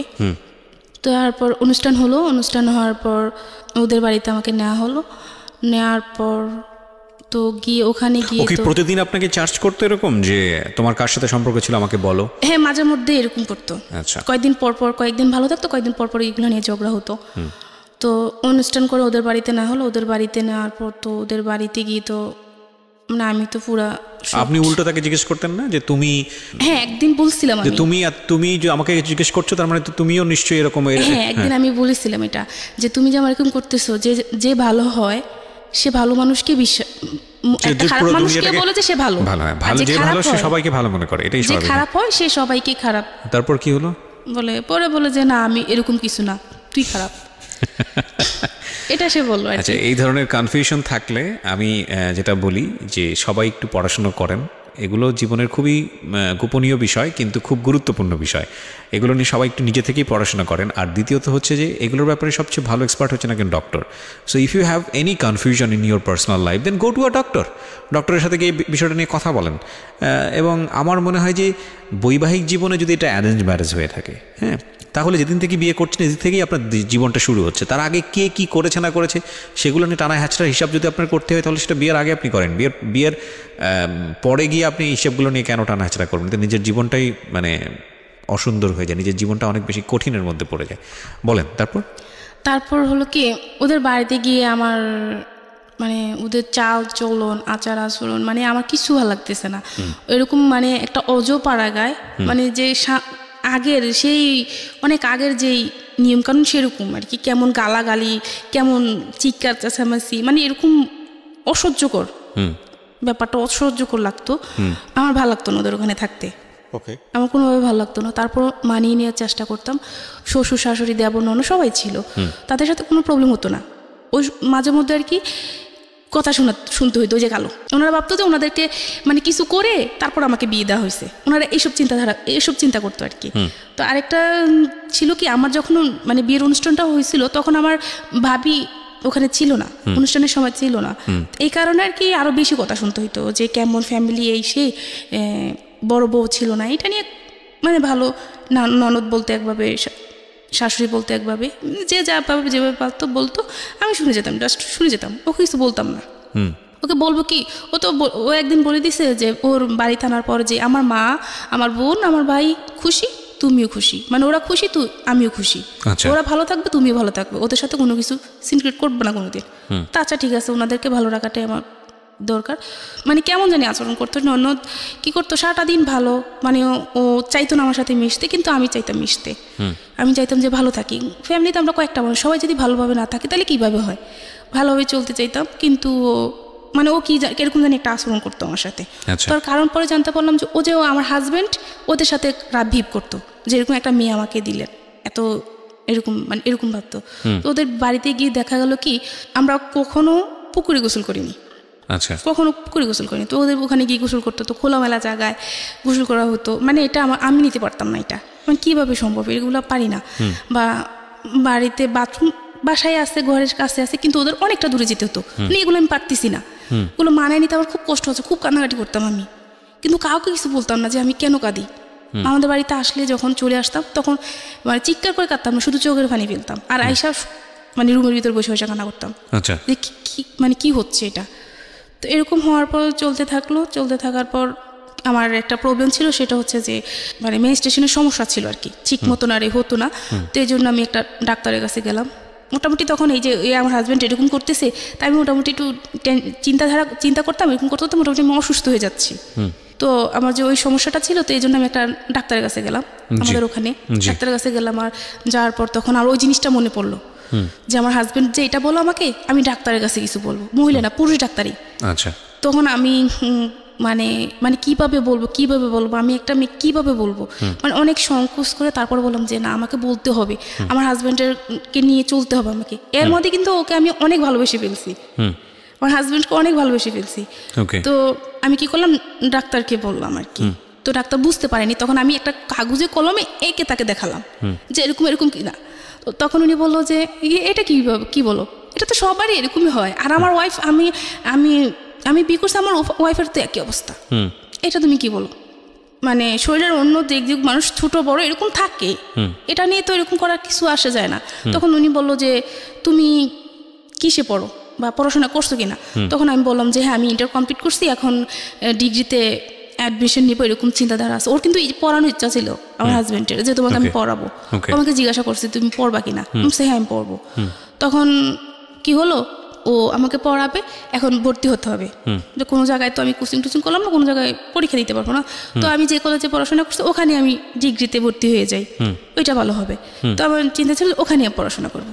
এখন আমার হাজবেন্ডকে আমি ওই যে আমার যে বিয়ের আগে যে ফ্রেন্ডটা ছিল, বললাম যে ওর সাথে আমি কথা বলছি, ভাইয়া বললো যে কথা বলিস, ও বললো কি তোমার কোনো ছেলে বন্ধু আছে কিনা, কলেজের মধ্যে মানুষ অনেক কিছু থাকে। হ্যাঁ আমার একটা ফ্রেন্ড আছে, সে আমার ক্লাসমেট হলো আছে, ভাই হলো আছে, ফ্রেন্ড হলো আছে, মানে খুব ভালো ছিল, খুব ভালো। ওকে পরিচয় করে দিল। তো পরিচয় ও আবার বললো যে নিপাত তো মানে ঢাকাতে বা কুমিল্লাতে এইসব কোনো জায়গা ভালো জায়গা পড়াশোনা করার ইচ্ছা আছে, ওকে ভর্তি করেন, ওখানে ভর্তি করেন, আমরাও পড়াশোনা করবো। ওইটা শোনার পর আমার হাজবেন্ডের মাথায় কাজ করতেছে, কেন ওই ছেলেটা বললো, সম্পর্ক। এটা বলার পর যখন আমার হাজবেন্ড কি করলো, সরাসরি আমার বড় মামির কাছে ফোন দিল আমাকে পড়াশোনার ব্যাপারে, যে বড় মামি ওকে কি করব, ওকে তো তাহলে একটা কাজ করে ওকে কুমিল্লাতে ভর্তি করে দিই, আমার বড় মামিকে বলতেছে। তখন বড় মামি খুব রেগে গেল যে কেন কুমিল্লাতে ভর্তি করাবো তুমি ওকে, হয় ঢাকাতে ভর্তি করাবা, নয় যে কলেজে লেখাপড়া করছে ওখানে ভর্তি করাবা, তুমি কেন কুমিল্লাতে ভর্তি করাবা, এখনকার যুগ তো ভালো না, তুমি থাকবা ঢাকাতে, তোমার ফ্যামিলি থাকবে এক জায়গায়, ওর ফ্যামিলি থাকবে এক জায়গায়, ও থাকবে কুমিল্লাতে, এটা তো হয় না। ও যে অন্য কারোর সাথে চলে যাবে না এটা তো কোনো কথা না, কারণ যেহেতু তুমি পড়াশোনা করো না, সে পড়াশোনা করতেছে, তখন ওর মাথায় অন্য কিছু কাজ করবে। আমার বড় মামি এটা বলতেছে, ওকে তুমি তোমার কাছে রাখো, আর নয়তো তুমি গ্রামে পড়া, যে কোনো একটা করো, ওকে এভাবে দেওয়া ঠিক হবে না। মামিও আমি দিক থেকে এটা বললো, তো আমিও চিন্তা করলাম যে হ্যাঁ এটাই ঠিক। তো আমি বললাম যে আচ্ছা আমি যে কলেজে পড়াশোনা করছি ওখানে ভর্তি হয়ে যাই, তো ওখানে ভর্তি করাবা না, ওদের ওখানে একটা কলেজে আমাকে মানে চাপ করতেছে, ওখানে ভর্তি হয়ে যাও। বাবাকে বললো যে দেখেন ও আমার বাড়িতে থাকতে হবে, আমি যে ওকে এখন ঢাকা আনতে পারবো না, আমার একটু প্রবলেম, তো একটা কাজ করেন, ওকে বললেন যে আমাদের ওখানে ভর্তি হইতে, সমস্যা কি, পড়াশোনা করলে কিছু সার্টিফিকেট তো একই, মানে এত কিছু চিন্তা করি না, ও যা বললো তার কথাই ঠিক আছে, ভর্তি হয়ে গেলাম। ওখানে ভর্তি হয়ে গেলাম, ডিগ্রিটা অ্যাডমিশন নেওয়ার পর অতটুকু ভর্তি হওয়ার ডেট আমার যতটুকু ছিল তার আগে আমাকে ভর্তি করে দিয়েছে, যাতে আমি অন্য কোথাও ভর্তি না হতে পারি, মন মানসিকতা আমাদের চেঞ্জ না হয়, ওদের বাড়িতে আনার কিছুদিন পর আমাকে ভর্তি করা হয়। পড়াশোনা যখন আমি ভর্তি হয়ে গেলাম তখন ওই ইয়েকে বললাম, আমি ওই ডাক্তারকে আমি তখন বলতেছি, ডাক্তার বলো যে তুমি কিসে পড়ো, তখন সে এখান থেকে আমি ইন্টারমিডিয়েট কমপ্লিট করে আমি ওখানে ভর্তি হলাম। তো বলো তুমি তোমার হাজব্যান্ড কতটুকু পড়াশোনা করছে, তা আমি আসলে বলতে পারবো না, আমি আদৌ বলতে পারবো না সে কিসে পর্যন্ত পড়াশোনা করছে, একবার শুনি 10, একবার শুনি 5, একবার শুনি 8, এরকমই শুনে আসলাম। এটা আপনাকে কি জিজ্ঞেস করছে? জানি না, এটা আমাকে ওই ডাক্তারটা জিজ্ঞাসা করতেছে। কোন ডাক্তার? যে ডাক্তারের কাছে আমি গেলাম, আমি অসুস্থ হয়ে গেলাম, ওই যে আমার পিরিয়ডের সমস্যা ছিল, ওই ডাক্তারের কাছে গেলাম। তো তখন আমি ডাক্তারকে বললাম যে এরকম কোনো সমস্যা হয় কিনা, তো ডাক্তার তো আমাকে বলল যে আপনাকে জিজ্ঞেস করেছে আমার হাজবেন্ড কিসে পড়ে, বলতে আসলে একটা কথা বললে ভালো হয়, এরকম মানে মন মানসিকতা মানুষের সাথে না থাকাটাই বেটার, এরকম চিন্তাধারা। আমি তো জানি এরকম কিছুই না, আমি ওদের বাড়িতে আসি বা আমাদের বাড়িতে থাকি, এরকমভাবে চলতে থাকার পর 2013 সালের লাস্টের দিকে কি হলো, আমার নাক গলা প্রচুর ঠান্ডা লাগে থাকতো সবসময়, মানে গরম কি শীতকে প্রচুর ঠান্ডা লাগতো। পরে ডাক্তারের কাছে নেওয়ার পর জানতে পারলাম যে আমার মানে টনসিলের সমস্যা, আমার অপারেশন করতে হবে। এটা জানার পর আমার একটু মানে ভয় পাইতেছে, অপারেশন করতে হবে, এটা নিয়ে আমি খুব একটু কান্নাকাটি করলাম। ও তখন বুঝালো, মানে ও কিন্তু এখন আমাকে সাপোর্ট করতেছে, সম্পর্ক কিন্তু ভালোই মানে চলতেছে, কিন্তু ওইগুলো কথাগুলো কিন্তু চলতেছে, কিন্তু সম্পর্ক ভালো চলতেছে। আমাদের এলাকাতে মানে সবাই বলতো যে নিপার হাজব্যান্ড খুব ভালো, এরকম ছেলেই হয় না। অনেকে বলতো যে এরকম একটা মানে ছেলে পাইলে আর মেয়েকে বিয়ে দিতে আর ইয়ে করবো না, দ্বিধা করবো না। অনেক আয়সা বলতো আমার সামনাসামনি, তো তখন আমি হাসতাম মনে মনে যে আমি জানি জিনিসটা মানে মানুষটা কিরকম সেটা আমি ভালো করে জানি। এটা তো আর কাউকে বলতে পারবো না, নিজের হাজব্যান্ডের সম্পর্কে তো মানুষকে আর বলা যায় না, যেহেতু আমি তার সাথে সারাটা জীবন থাকবো। তো যখন আমার নাক গলার সমস্যাটা হয়েছিল, হওয়ার পর এখন অপারেশন করাতে হবে, তো বললো যে হ্যাঁ অপারেশন ওকে করে ফেলবো। ও অপারেশনের জন্য সব কিছু ও নিজে অ্যারেঞ্জ করলো, আমার ফ্যামিলি থেকে কিছু মানে কিছু নেয়নি। যখন যেদিন অপারেশন করতে নিল আমাকে কুমিল্লাতে, মানে আমি দেখলাম যে আমার মা ছিল, আমার ননদ ছিল, ও ছিল, আমার সবার থেকে ও বেশি মানে উইক হয়ে গেল। এত খুব সুন্দরভাবে আমাকে বোঝাচ্ছে, মানে খুব ভালোবাসা দিয়ে, যেমনই তুমি ভয় পেও না, হ্যাঁ আমি থাকবো, আমরা অপারেশনের পর আমরা এই জায়গায় সেই জায়গায় ঘুরতে যাবো, খুব মানে ভালোবাসা দিচ্ছে আমাকে, বোঝাচ্ছে। মানে ওই জিনিসটা তার প্রতি আমাকে মানে খুব বেশি দুর্বল করে ফেলে, যে একটা সময় এরকম করে কিন্তু পরে সে আমাকে ভালোবাসা দিচ্ছে। তো দেওয়ার পর কি হলো, আমার অপারেশন করা হলো। অপারেশন করার পর মোটামুটি ভালো চলতেছে। চলার পর 14 সাল চলতেছে। একদিন আমাকে ফোন দিল ঢাকা আসার জন্য। বাড়িতে যেত না ঠিক মতো, বাড়িতে যেতে বলতে বছরে 3 বার যেত, গ্রামের বাড়িতে বছরে 3 বার যেত, আমাকে আনতো মাঝে মাঝে। তো একদিন ফোন দিল যে তুমি আসো, বাড়িতে আসো, ওই ঢাকায় আসো, আসলে বাড়িতে গেলে তো আমার অনেক খরচ, তুমি আসলে আমরা দুজন ভালোভাবে সময়টা কাটাতে পারবো, এটা ভালো হবে না? তুমি সে হ্যাঁ এটা তো ভালো হবে। এটা বলার পর আমি আসলাম, ঢাকায় আসলাম। ঢাকায় আসার পর বললো যে আমাদের বিয়ে তখন 3-4 বছর হয়ে গেল। তো বললো যে চলো আমরা ইয়ে করি, কোনো বেবি হচ্ছে না তখন। তো আমি বললো যে চলো আমরা নামাজ পড়তে যাবো, হাইকোর্ট মাজারে নামাজ পড়তে যাবো। আচ্ছা। তো আমি বললাম যে হ্যাঁ এটা তো খুব ভালো কথা, আসো যাই। তো দুজন মিলে নামাজ পড়লাম, নামাজ পড়ে আসলাম। তো ও আমাকে বললো যে তুমি কিছু চাইও আল্লাহর কাছে, আমি কিছু চাইবো আল্লাহর কাছে। তো আমাকে বললো যে আমি বলবো না, কিন্তু তুমি বলতে হবে তুমি কী চাইছো আল্লাহর কাছে।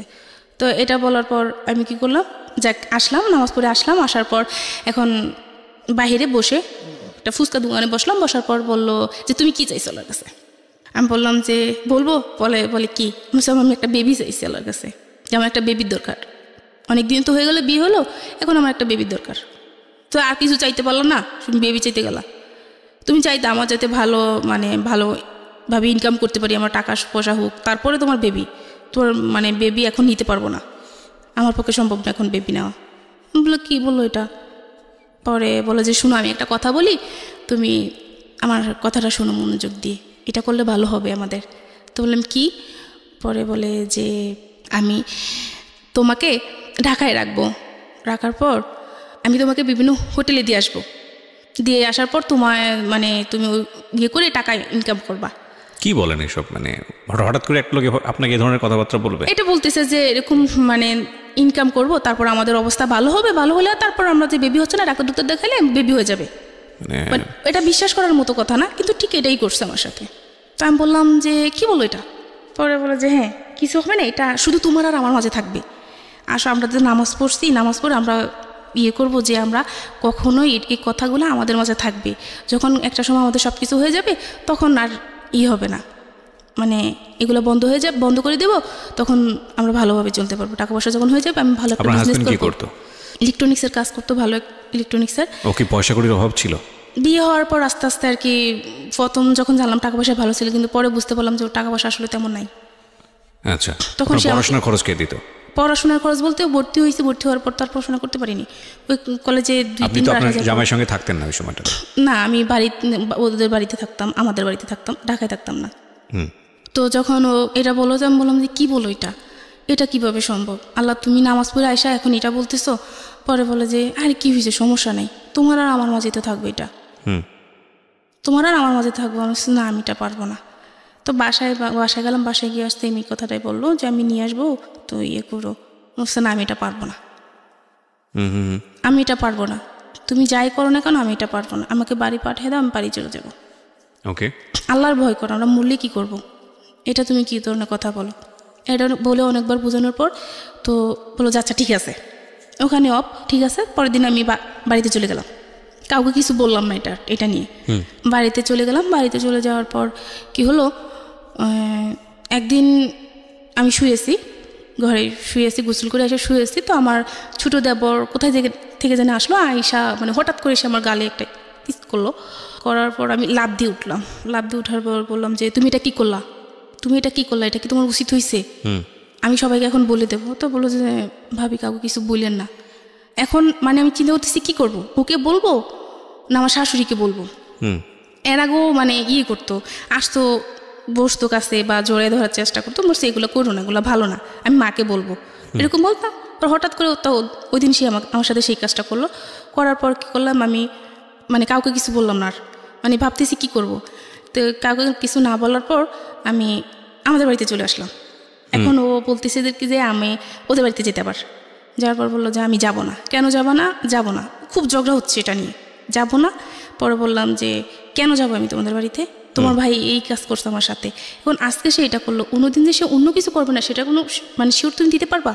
এটা আমার বাবা শুনলো, আমার কাকা তখন এটা শুনলো।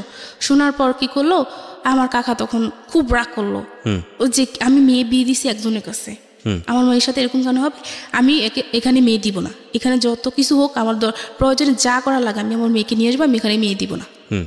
এটা বলার পর ও শুনলো এগুলা, বাবা যখন এগুলো বললো ও শুনে ফেললো, ফোনের অপর প্রান্তে ওগুলো শুনে ফেলার পর এখন ও বোঝালো যে থাক, যা হওয়ার হয়েছে তুমি বাড়ি চলে যাও, থাক এরকম করো না, মরি না, ভালোবাসা দিয়ে কথা বললো, ভুলে গেলাম ওদের বাড়িতে চলে গেলাম। এখন ওই যে বাবা এগুলো বললো, বাবাকে নিয়ে ওর চিন্তাধারা অন্যরকম হয়ে গেল। আচ্ছা, এখন আমাদের বাড়িতে আমাকে যেতে দিবে না।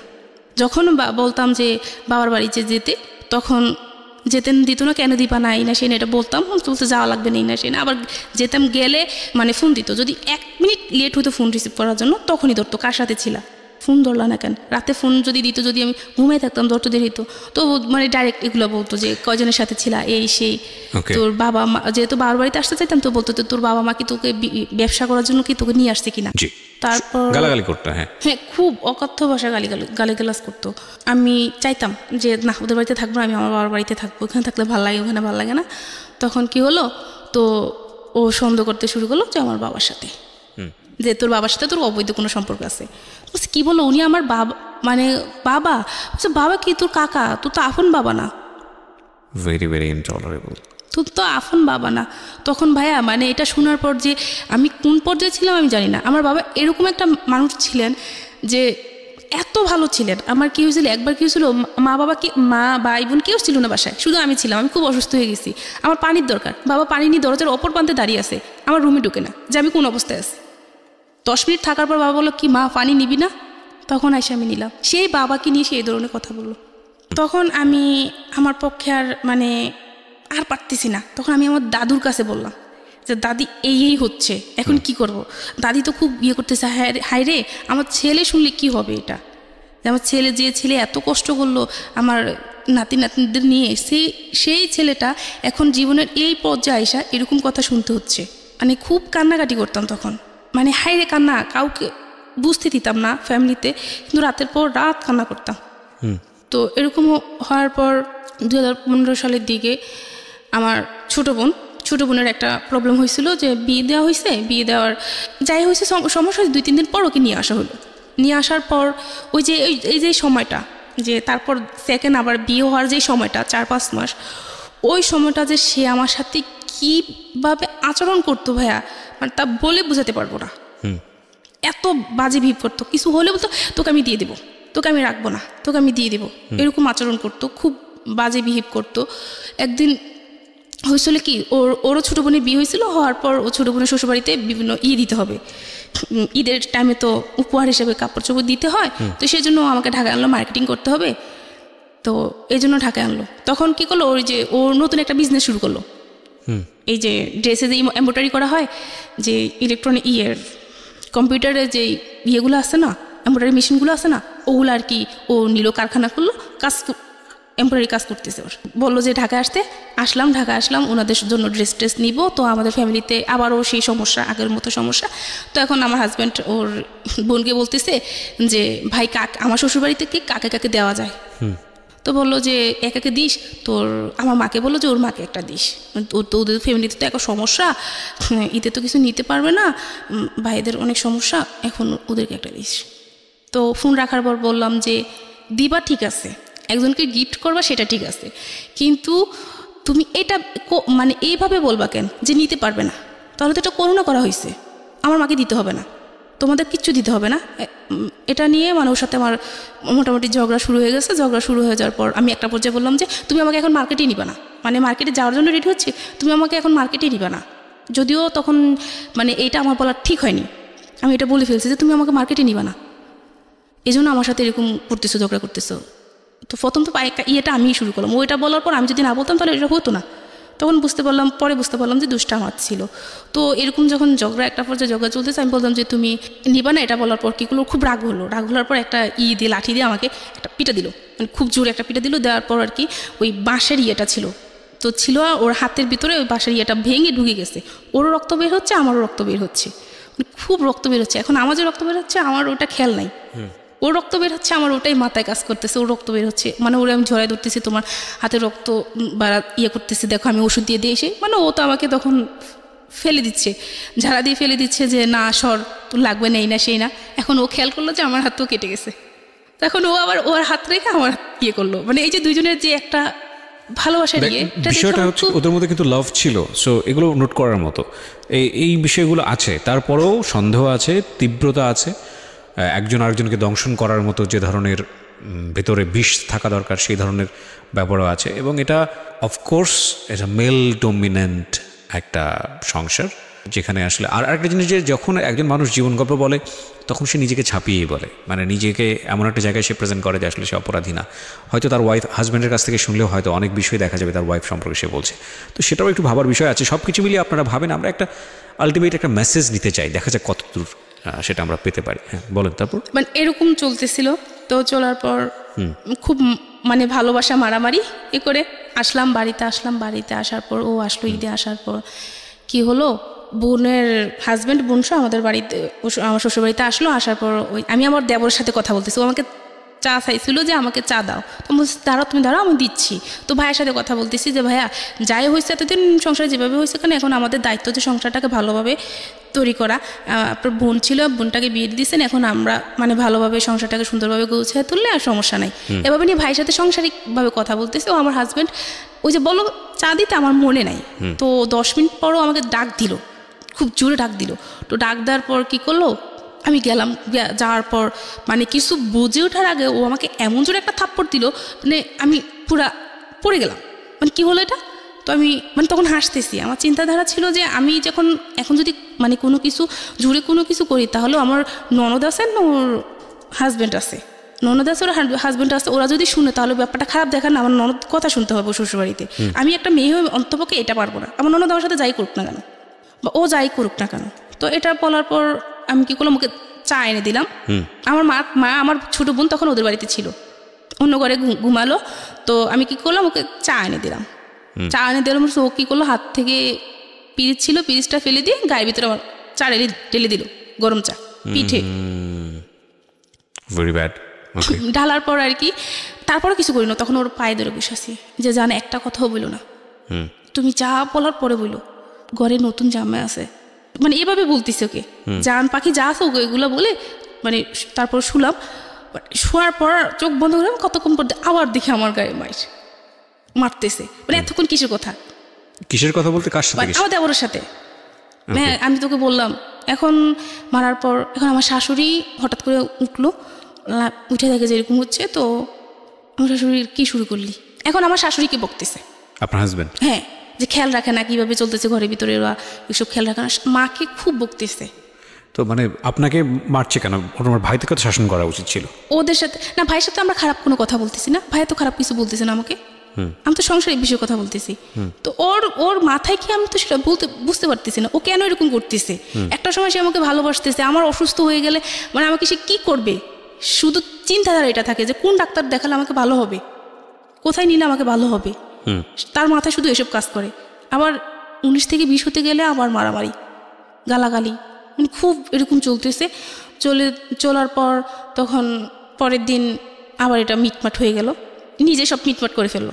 আমার মা ছিল ওদের বাড়িতে, তখন আমার মাকে আমার শাশুড়ি বললো, আমাকে মারছে সেটা বলে নাই, বললো যে গালাগালি করছে। পরে আমাকে বললো যে মা কি হয়েছে, তো মা কিছু হয় না, আমি সব শুনছি। তখন মার কাছে তো আমি স্বীকার গেছি যে মা এরকম হয়েছে। তো মা বিশ্বাস করতে পারে না যে মা জামাই এরকম করবে। মানে আমার ফ্যামিলির কোনো মানুষ জানে না যে আমার হাজব্যান্ড এরকম করতেছে আমার সাথে। ছোটো আন্টি একটু একটু জানে, ছোটো আন্টিকে একটু একটু জানি, পরে ছোটো বোনকে একটু একটু বলতেছি, ওকে সম্পূর্ণ বলতেছি না। তো এরকম চলতে থাকলো। তো একটা সময় কি হলো, ওই যে ওর চললো, মানে বিজনেসটা শুরু করলো। তো একদিন আমাকে ফোন দিয়ে বললো, 2016 সালের দিকে কোরবানি ঈদ ছিল, তার 2-3 দিন আগে, 3-4 দিন আগে আর কি, আমি ঢাকা এসে দেখা বেড়ে আবার দেশে গেলাম। যাওয়ার পর ও ফোন দিল আমাকে, ফোন দিয়ে বলল একটা কথা। বললাম যে কি বলো? বলে যে মানে আমার যদি বিজনেসটা মানে একটু ভালো হয় তাহলে তুমি আমাকে হেল্প করবা? করবো না কেন, মানে ও বিজনেস করার জন্য আমি আমার ফ্যামিলি থেকে টাকা পয়সা এনে দিছি। যখন ও ব্যবসাটা শুরু করে তখন আমার ফ্যামিলি থেকে টাকা পয়সা এনে দিছি। হ্যাঁ, তো এখন এনে দিলাম, এখন যদি সামনে কিছু লাগে, আমার যতটুকু লাগে আমি হেল্প করব। তো বললো যে অন্য উপায় কি? তখন বললো যে আবারও সেম সেটা, যখন বাহিরেতে, যখন আমাদের মিশন আরও বাড়াবো, তখন বাহিরে আমরা কাজটা মালটাল সেল দিব, তখন যখন বাইরে আসবে তখন তাদেরকে খুশি করাতে পারবো না। কি বলতে চাও তুমি সেটা বলো। ওকে। তো বললে যে কেন বুঝো না? তা আমি বলছি যে আমার পক্ষে সম্ভব না। আমার ঘুরে ফিরে আপনাকে ওই জায়গাটায় নিয়ে যাওয়ার চেষ্টা করছে। তখন আমি ওর সাথে রাবিব করলাম যে তুই কেন এরকম করতেছিস আমার সাথে, আর আমি কার জন্য করবো? তোর ভাই বোনের জন্য কেন করবো? আমি ওদের সাথে আমি কোনো অন্যায়ভাবে চলতেছি না, তোর ভাই বোনের জন্য কেন আমি এটা করব? আমার বাচ্চা আছে, আমি কাকে খাওয়াবো? আমার একটা বাচ্চাও নিতেছে না।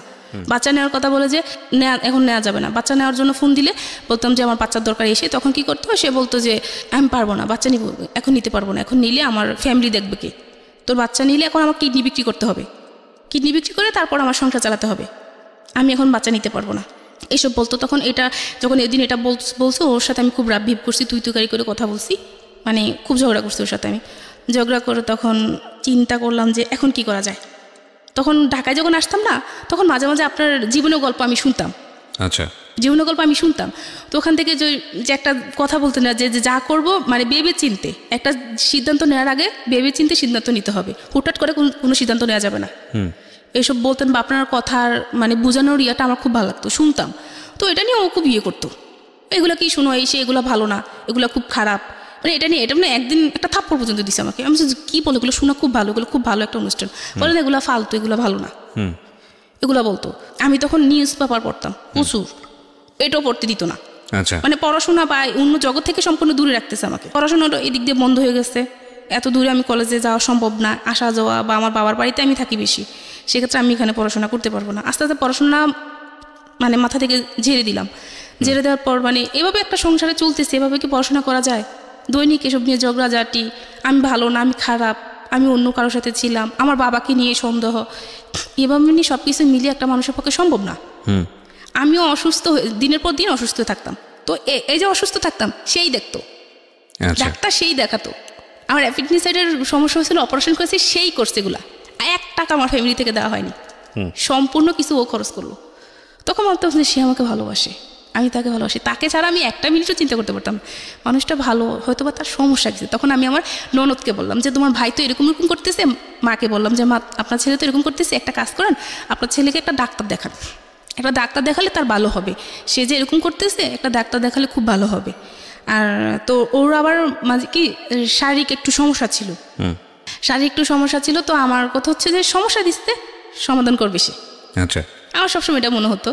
তো ও বলতো যে আগে পায়া তুমি এখন আসো, এই জন্য খুশি, কোনো সমস্যা নেই, মানে ও এটা ভাবতো। কিন্তু আমার কথা হচ্ছে যে আল্লাহ সমস্যা দিচ্ছে, আল্লাহ সমাধান করবে, তুমি ডাক্তার দেখাও। আপনি মানে প্রবলেমটা আসলে কার ছিল, আপনাদের হাজব্যান্ড ওয়াইফের মধ্যে, যে বেবি না হওয়ার প্রবলেমটা? বেবি না হওয়ার জন্য তো কোনো ডাক্তারই দেখানো হয় নাই, কিন্তু বেবিতে আপনারা হচ্ছে না, বেবি চাচ্ছেন, ঠিক আছে, তো আপনারা আমি চাচ্ছি, ও চাচ্ছে না।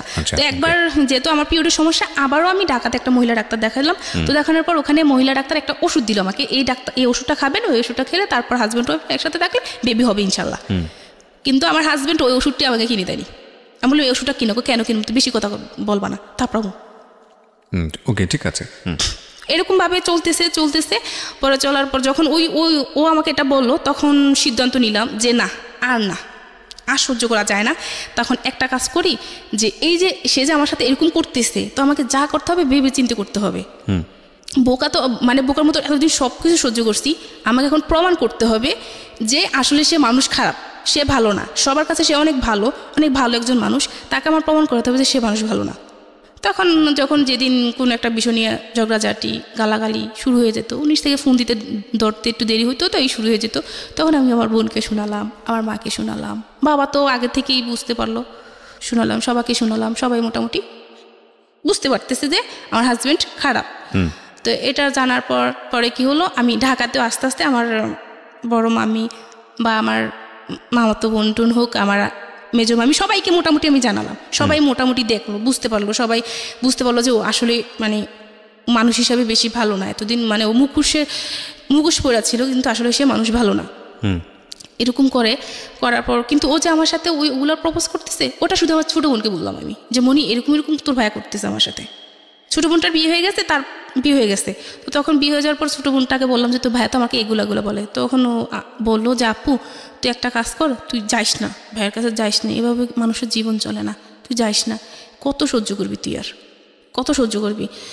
এটা বলার পর আমি সিদ্ধান্ত নিলাম যে আস্তে আস্তে সব কিছু মানে ওর কাছ থেকে আমার দূরে সরে যেতে হবে। কিন্তু এখন ওই যে আমি আমার ফ্যামিলির পক্ষ থেকে ওর জন্য যে আমি ফ্যামিলি থেকে টাকা পয়সা আনলাম, ওটা তো আমার দিতে হবে। তার আগেও সে টাকা পয়সা আনছে, ওই টাকাটাও এখনো দেওয়া হয় না। আমার নিজের রিক্সে যেটা আনলাম, আমার নিজের রিক্স নিয়ে মামির কাছ থেকে টাকা নিলাম, সেই টাকাটা তো আমাকে তাকে দিতে হবে। সবার টাকাটা বাদ যাক, আমি তো মামির টাকাটা নিতে হবে। তো এই কটা দিন আমি তার সাথে ভালো বাবু কাটে টাকাটা উঠে এনে তারপরও আমি যা করার করবো, সবাইকে তখন জানাবো। এটা হওয়ার পর আমি কি করলাম, যে চলতেছি। এখন ও ফোন দিত না। এখন একটা পর্যায়ে কী হয়ে গেলো, ঠিক মতো ফোন দিত না। এই যে ঝগড়াঝাটি এসব চলতেছে, একটা সময় সে আমাকে ফোন দিত না। তো ফোন দিত না, তখন খারাপ লাগতো, ভালোবাসার মানুষটা ফোন দিচ্ছে না, মানে খুব খারাপ লাগতো। তো তখন আমি ফোন দিতাম যে জান তুমি ফোন দিচ্ছ না কেন? তো বললো যে তোর রূপ আছে না গুণ আছে, তোর কোনটা আছে যে তোর সাথে আমি কথা বলবো? তোর রূপ আছে না গুণ আছে, কোনটা নিয়ে কথা বলবো তোর সাথে? এটা বলার পর নিজের কাছে একটু খারাপ লাগলো। ওই দিনে মনে হলো আর কি, আমার হাজব্যান্ড আমাকে পছন্দ করে বিয়ে করেনি, ও বিয়ের পর দিন একটা বললো, তারপর থেকে আমাকে আর কোনোদিনও বুঝতেই দেয়নি। ও মায়ের সাথে বোনের সাথে যাই খারাপ ব্যবহার করতো, আমাকে কোনোদিন বুঝতে দেয়নি যে মানে সে আমাকে পছন্দ করেনি বা কালো বলে সে আমাকে কোনো অবহেলাই করেনি, এরকম কোনো কিছু বুঝতে দেয়নি। যখন সে আমাকে এই কথাটা বললো, তখন আমি মানে অনেকটা খারাপ লাগলো আমার কাছে। তো খারাপ লাগার পর আমি আমাদের বাড়িতে আসলাম। আসার পর মাকে বললাম যে মা এরকম মানে আপনার জামাই তো এই কথা বলতেছে আমাকে। তো বলার পর মা বলে যে মানুষটা বর্তমানে কত কিছু ব্যবহার করে, তুই সব ব্যবহার কর, তুই দেখবি ফর্সা হয়ে যাবি। মা এইগুলো কী বললেন, এগুলো তো ঠিক না, কয়দিন ব্যবহার করবো কালো হয়ে যাবে আবারও। তো মা কি করলো, একজনের কাছ থেকে পরামর্শ নিয়ে দে, তুই ব্যবহার করে এগুলা। তাকে এগুলো ব্যবহার করা শুরু করলাম, মোটামুটি মানে ভালো পাচ্ছি। তো এখন কি হলো দেখতেছি না, মানে ওর চিন্তাধারা এখন এরকমই, কোনো কিছু তো হইলে বাবাকে নিয়ে সন্দেহ। আর ওই যে ওইটা বললাম, ওইটা এখন আপাতত তো হওয়ার পর আমি ঢাকায় আসলাম, একবার ঢাকা বেড়াতে আসলাম। আসার পর ও বলতেছে দেখো আমার মানে ওর সমস্যা, ও সেটা প্রকাশ করেনি বা বলতে চায় না। বলে চলো আমরা একটা কাজ করি, যে আমরা 2-3 মিলে কিছু করি। কি করবা? তোমরা বলো 2-3 মিলে কিছু করি, এটা তো মজা পাওয়া যাবে। এমনিতেই ডাইরেক্ট বলতেছে, তুমি যেগুলো বলতেছো আমি তো এগুলো সবাইকে বলে দেবো, আমি তো আর ভিতরে রাখবো না এগুলো। তো তুই বললে সমস্যা কি, কোনো সমস্যা আছে আমার? তোকে কে বিশ্বাস করবো? সবাই তো আমাকে বিশ্বাস করো, কেউ জানলে আমি জীবনও এটা করবো না। আমি বলবো তুই মিথ্যা কথা বলস। তো ওখানে আমি চিন্তা করলাম যে কথাটা ঠিক, কারণ ওকে সবাই খুব ভালোভাবে বিশ্বাস করে, ও এরকম মানুষে না, এরকম সবাই চিন্তা মানে করবে। এটা বলার পর তখন আমি ভাবলাম যে কি করা যায়, এখন কি করা যায়, না আর যাবো না। তখন ডিসিশন নিলাম যে না আর যাবো না। তখন বাড়ি আসলাম, বাড়ি আসার কিছুদিন পর আবার ঈদ ঘনিয়ে আসলো। ও ঈদের সময় বাড়িতে গেল। বাড়িতে যাওয়ার পর দেখলাম যে একজন একভাবে, ও ওর মতো চলতেছে, আমি আমার মতো চলতেছি, মানে দুজনের প্রতি ওই কোনো ভালোবাসা, কোনো কিছু আগ্রহী নাই। মানে আমার দিক থেকে আগ্রহটা মোটেই নাই। আমার দিক থেকে আমি আগ্রহটা অনেকটা কমিয়ে দিছি, যে না এই লোকটার সাথে আমি আর কোনোভাবে সম্পর্ক মানে সামনে আর আগাবো না। যে লোকটা মানে আমার সাথে এরকম করতেছে, করার পরে কি হলো, আমি ওর সাথে কি নিয়ে জানি খুব ঝগড়া হলো আমার সাথে। ঝগড়া হওয়ার পর আমি বাবার বাড়িতে চলে আসলাম ঈদের টাইমে। চলে আসার পর এখন ডিসিশন নিলাম যে আমি আর যাবো না, ওর ভাত আর খাবো না, এরকম চিন্তা করে সবাইকে বলে দিলাম। তো সব বলে কি হয়েছে, বললাম যে এরকম করতেছে, আমার পক্ষে সম্ভব, আমি তো একটা মানুষ। এই যে এত কিছু হচ্ছে ওর সাথে, ওর ফ্যামিলির প্রতি কখনো আমার কোনো কর্তব্যবোধ কোনো কিছু আমার কমতি নাই, তাদের সাথে আমার যা করা দরকার তাই করতেছি। আর এরকম করতে তারপর আমি কী করলাম, বাবার বাড়ি চলে যাওয়ার পর তো আমার বড় মামির সাথে কথা হলো যে এরকম এরকম চলে আসবো। তো মামি বললো যে আচ্ছা ঠিক আছে, তুই একটা কাজ কর, তুই ঢাকায় চলে আস। ঢাকায় এসে কদিন থাকা আমাদের এখানে, মানে উনি তো সবার চিন্তাধারা ছিল কদিন ঢাকায় থাকলে মানুষের সাথে আস্তে চেঞ্জ হয়ে যাবে। আর আগের সময় তো মানুষ এরকম হয়। তো ওদের বাড়িতে ছিল, আমি তখন ঢাকায় চলে আসলাম। ঢাকায় চলে আসার পর ওর সাথে আমার সাথে যোগাযোগ, একদিনে 2 দিন ফোন দিয়েছিল, বলছিলাম যে তুই আমার ফোন দিবি না, মানে তুই তুকারি করতাম তখন, তুই আমার ফোন দিবি না, তোর সাথে আমার কোনো কথা নাই, আমি তোর ভাত খাবো না। এ বলে ওর সাথে ফোন রেখে দিলাম। রেখে দেওয়ার পর ওর সাথে আমার সাথে কোনো যোগাযোগ নাই। তো মামার বাসায় গেলাম, মামার বাসায় গিয়ে চলতেছে এরকম। মামার বাসায় গিয়ে 18 দিন ছিলাম। 18 দিন থাকার পর আমার চিকুনগুনিয়া হয়েছিল। চিকুনগুনিয়া হওয়ার পর তো আমি যে ডাক্তারের কাছে নিতে পারতেছি না, এত অসুস্থ, বা সমস্ত শরীর ব্যথা, তো আমি নামতে পারতেছি না। ওইটা আবার মামার বাসায় যে দারোয়ান উনি দেখছে।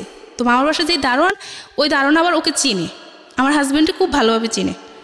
তো চেনার পর লোকটা রাস্তা দিয়ে যাওয়ার সময় ওই লোকটা ডাক দিল, যে বললো যে ভাই এরকম এরকম ভাবি তো খুব অসুস্থ, ভাবি তো এরকম এরকম ঢাকায়, আপনি আসেন নাই যে, বাবা এরকম অসুস্থ। কী বলেন? বলছে হ্যাঁ। মানে ও তো ওই দিনই জানলো যে আমি ঢাকায়। এরা মাঝে কোনো কারোর সাথে কারো যোগাযোগ নেই, না আমার শ্বশুরবাড়িতে কেউ আমাকে ফোন দিচ্ছে, না আমার হাজব্যান্ড আমাকে ফোন দিচ্ছে। তখন যখন ও জানলো, ও সাথে সাথে আসলো, সাথে সাথে আইসা না ও ফোন দিল। ফোন দেওয়ার পর তখন আমার বড় মাই ফোন রিসিভ করলো, বললো যে আচ্ছা ঠিক আছে তুমি আসো, দেখি কি করা যায়, আসো। এখন ও আসলো। আসার পর তো মানে ও আমায় দেখে আর কি কান্নাকাটি করতেছে, আমি খুব অসুস্থ হয়ে গেছি, ও খুব কান্নাকাটি করতেছে, তুমি এতদিন পর্যন্ত ঢাকায়, অথচ আমাকে জানালা নেই না সেই না।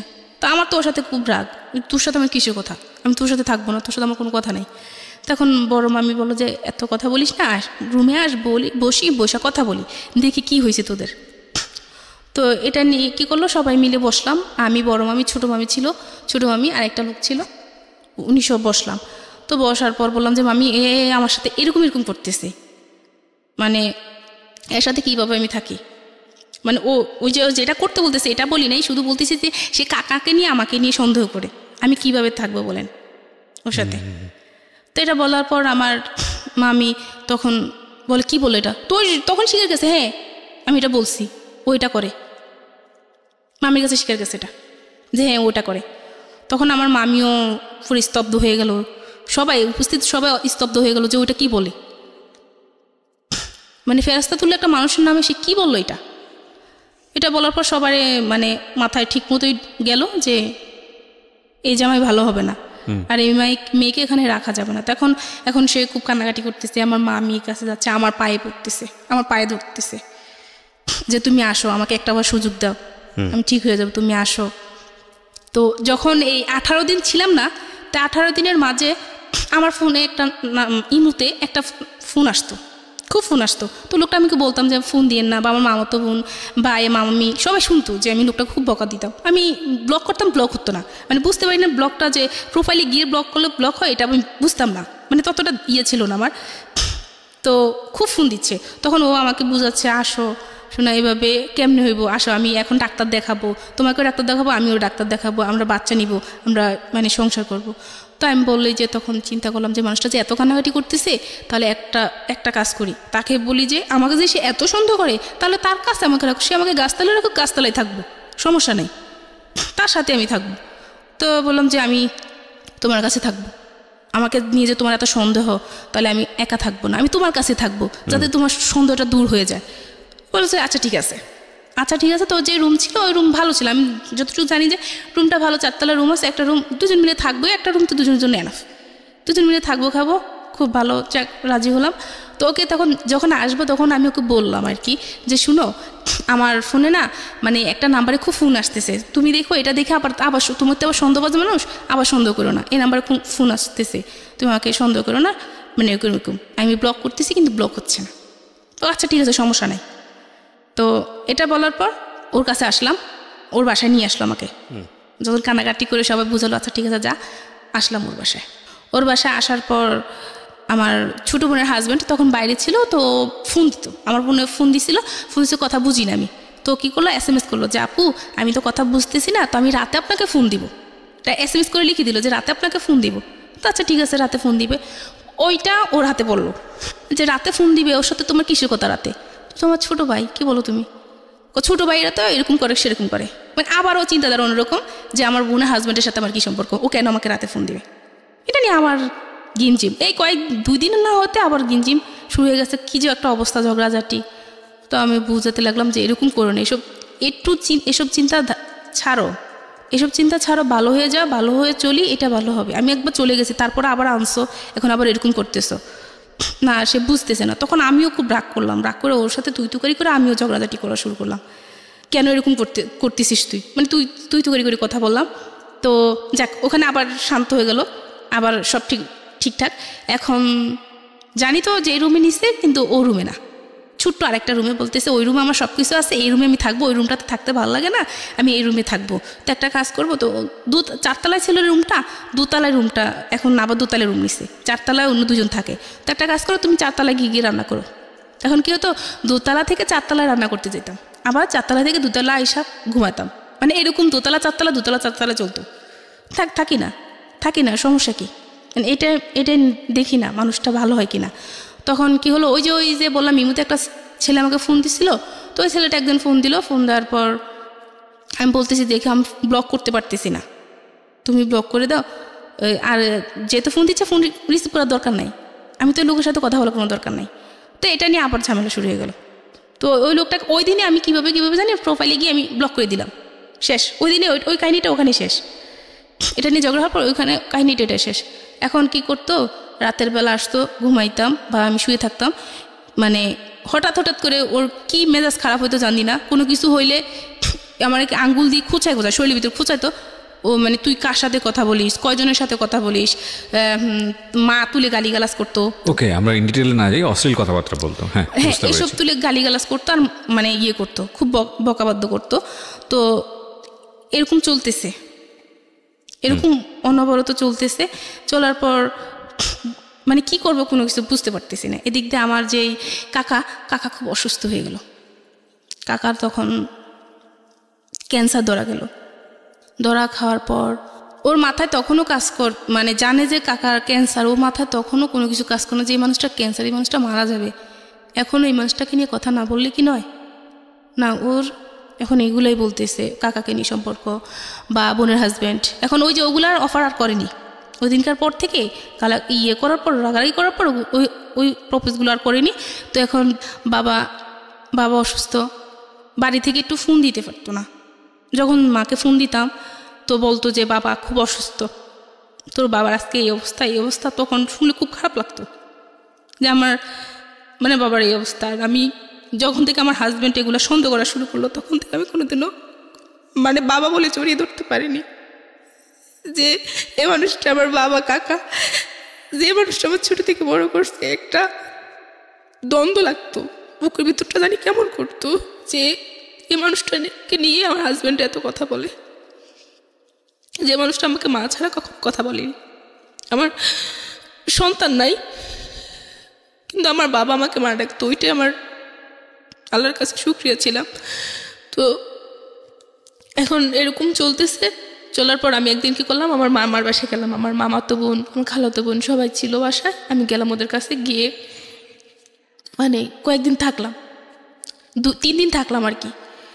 3 দিন থাকলাম, ওকে বললাম যে আমি থাকি। তো প্রথম দিল, কিন্তু পরে আসার পর আর কি এগুলো নিয়ে ঝামেলা করলো যে কেন ছিলি, এই সেই, তোর কি খবর আছে যে আমি যে একটা মানুষ ছিলাম, খাওয়া দাওয়ার কষ্ট হচ্ছে, তোর কি এটা খবর ছিল? এটা নিয়ে আর কি ঝগড়াঝাটি হলো। ও করলো আমার সাথে, আমি করলাম যে তুমি কি কইতে চাও এইসব। মানে এখন তো আমি পুরোপুরি ওর থেকে মানে দূরে চলে যাচ্ছি, যে এই মানুষটার সাথে আমি থাকবো না, এই মানুষটার সাথে আমি থাকবো না। যতই সুযোগ দিয়ে যাই করি না কেন, এই মানুষটার সাথে আমি মন মিশিয়ে আমি চলতে পারবো না।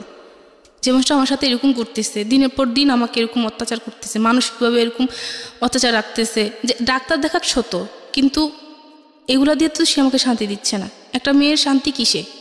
স্বামী, এই স্বামীর কাছে তো আমি শান্তি পাচ্ছি না। তো এটা নিয়ে খুব ঝগড়া হলো। একদিন রাতে খুব ঝগড়া হলো। ঝগড়া হওয়ার পর মানে একটা পর্যায়ে ও আমাকে খুব মারলো, অনেক মারলো।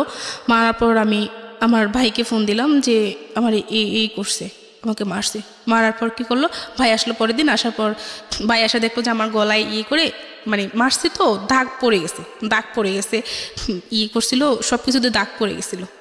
তো যখন ভাই বললো যে এগুলা কেউ বললো যে ভাইয়া ওর তো আসলে অ্যালার্জির সমস্যা, এই কারণে এরকম। ওকে আমি কিচ্ছু করিনি, মানে ও যে এত মারতো, ও বলতো যে আমি একটা থাপ্পড় দিছি, ও এখনো পর্যন্ত স্বীকার যায় যে আমি একটা থাপ্পড় দিছি, আমি কখনো ওকে মারিনি। আমি বললাম যে আমি চলে যাবো, তা আবার বাড়িতে চলে গেলাম। বাড়িতে চলে যাওয়ার পর এখন আমার শ্বশুর শাশুড়ি ননদ দেবর সবাই বুঝাচ্ছে যে আরেকটা সুযোগ দেওয়া, আসো। ও কান্নাকাটি করতেছে, দেখো তুমি ছাড়া আমার কেউ নাই, আমি ভুল করছি, আমাকে ক্ষমা করে দাও, তুমি আসো। তখন পুরোপুরি ভাবলাম যে ওর মাথায় আসলে সমস্যা আছে। এই যে এই করতেও সমস্যা করে না, আবার এরকম করতেও সমস্যা করে না। আমার শাশুড়িকে ননদকে সবাইকে আবারও বললাম যে ওকে ডাক্তার দেখান। আমি তো দেখাতে পারবো না, আমি দেখাতে গেলে আবার অন্যরকম করবে, ভাববে যে আমি অন্য কিছু করতে চাইতেছি। ওকে ডাক্তার দেখান, ডাক্তার দেখালে ভালো হবে। এটা বলার পর এখন আমার শ্বশুর বলতেছে না আমরা মানে আমি যখন বলতেছি আমি যাব না, আমি যখন বলতেছি আপনার ছেলে এরকম এরকম এরকম করতেছে, মানে যখন কারিগলাসগুলো সব বলে দিচ্ছে যে এরকম এরকম কারি দেয়, আমি কীভাবে থাকবো। পরে উনি বললো, ওকে চাপ দিল যে এই বউকে যদি না রাখিস তাহলে তোকে বাড়িতে উঠতে দেবো না, তোকে বাড়িতে উঠতে দেবো না, আমি এই বউকে যাই। তো শ্বশুরবাড়িতে মোটামুটি খুব ভালোই ছিল, শ্বশুর খুব আদর করতো আমাকে। তো এটা বলার পর ও আবার বোঝালো যে তোমার জন্য আমি আবার করবো, মানে বাবার বকা শুনলাম, আইসা যাও। এখন একদিন মেজো ভাই বলতেছে মাকে যে ওকে করেন, পাঠায় দেন। তা আমি বলতেছি না আমি যাবো না। তখন মেজো ভাই বলতেছে ও কেন, কী করবে না, আইসা কী করবে, মেয়েদের জীবন এরকম, এটাই ভাবতে হবে। এরকম করে মানে কতদিন। এখন কিন্তু আস্তে আস্তে মাকে ওসব বললাম, আমি খুলে বললাম যে মা এরকম এরকম করতেছে, ও এরকম এরকম বলতেছে, আমি কিভাবে যাবো ওখানে, কিভাবে থাকবো। তো মা এক মুখে বলে যে যা, আর এক মুখে বলে যে যাইস না, এরকম মানে মা এরকম বলতেছে, কি করবে মাও ভাবতেছে না। তো এখন আমি সিদ্ধান্ত নিলাম আমি আসবো না ওর কাছে। তখন মা মেজো ভাইকে মা বলতেছে, তো ওর মনে হয় আমার ছোটো মেয়ের সুখটা সহ্য হচ্ছে না, মা এরকম কিছু বলতেছে যে ওর জন্য আমার ছোটো মেয়ের সুখটা নষ্ট হবে। মা যখন এটা আমাকে বললো, তো বলার পর আমি অনেকটা কষ্ট পেলাম যে মা এটা বলতে পারলো, আচ্ছা ঠিক আছে আমি চলে যাই। পরে আবার চলে গেলাম, আবার ঢাকায় চলে আসলাম। আসার পর চলতেছে। তো এর মাঝে একদিন কী হলো, আমি ওর সময় বাড়িতে আসলাম ঈদে। আসার পর আমি যেহেতু একা থাকি, সবসময় একা থাকি, বাচ্চা কাচ্চা নাই, তো সেই ক্ষেত্রে কী করলো, নিজে আমাকে ফেসবুক আইডি খুলে দিল যে এটা চালাও, মন ভালো থাকবে। তো আচ্ছা আমি ফেসবুক আইডি খুলে দেওয়ার পর মানে কারোর সাথে তেমন কথা হতো না, আর কেউ মেসেজ করলো বলে দিতাম যে আমি বিবাহিত, আমার হাজব্যান্ড আছে, মানে বলে দিতাম, তাহলে আর কেউ কথা বলবে না, আর কেউ কথা বললে ফ্রেন্ডলি কথা বলবো, এর থেকে বেশি কিছু না। আমি তো ওকে ছাড়া অনেক কিছু চিন্তা করতে পারি না, ওকে ছাড়া কোনো কিছু চিন্তা করা মানে মনে হয় যে আমি মরে গেছি, মানে এরকম লাগতো আমার কাছে। তো কি হলো, একদিন একটা ছেলের সাথে আমি কথা বলতেছি, হাই হ্যালো দিক বলতেছে যে কেমন আছো কি সে, আমিও বলতেছি ভালো আছি।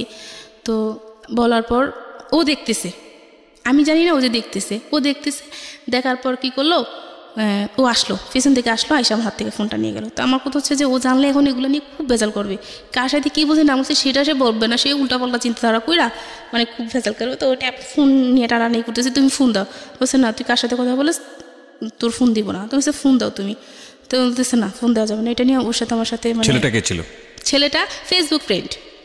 তো আপনি তো জানেন আপনার হাজবেন্ডের এরকম একটা সমস্যা আছে, এরকম সমস্যা আছে, তারপর আমার মাথায় তো কিছু কাজ করতেছে না, মানে ওই যে সময় যাচ্ছিল না, ওই আগে হচ্ছে।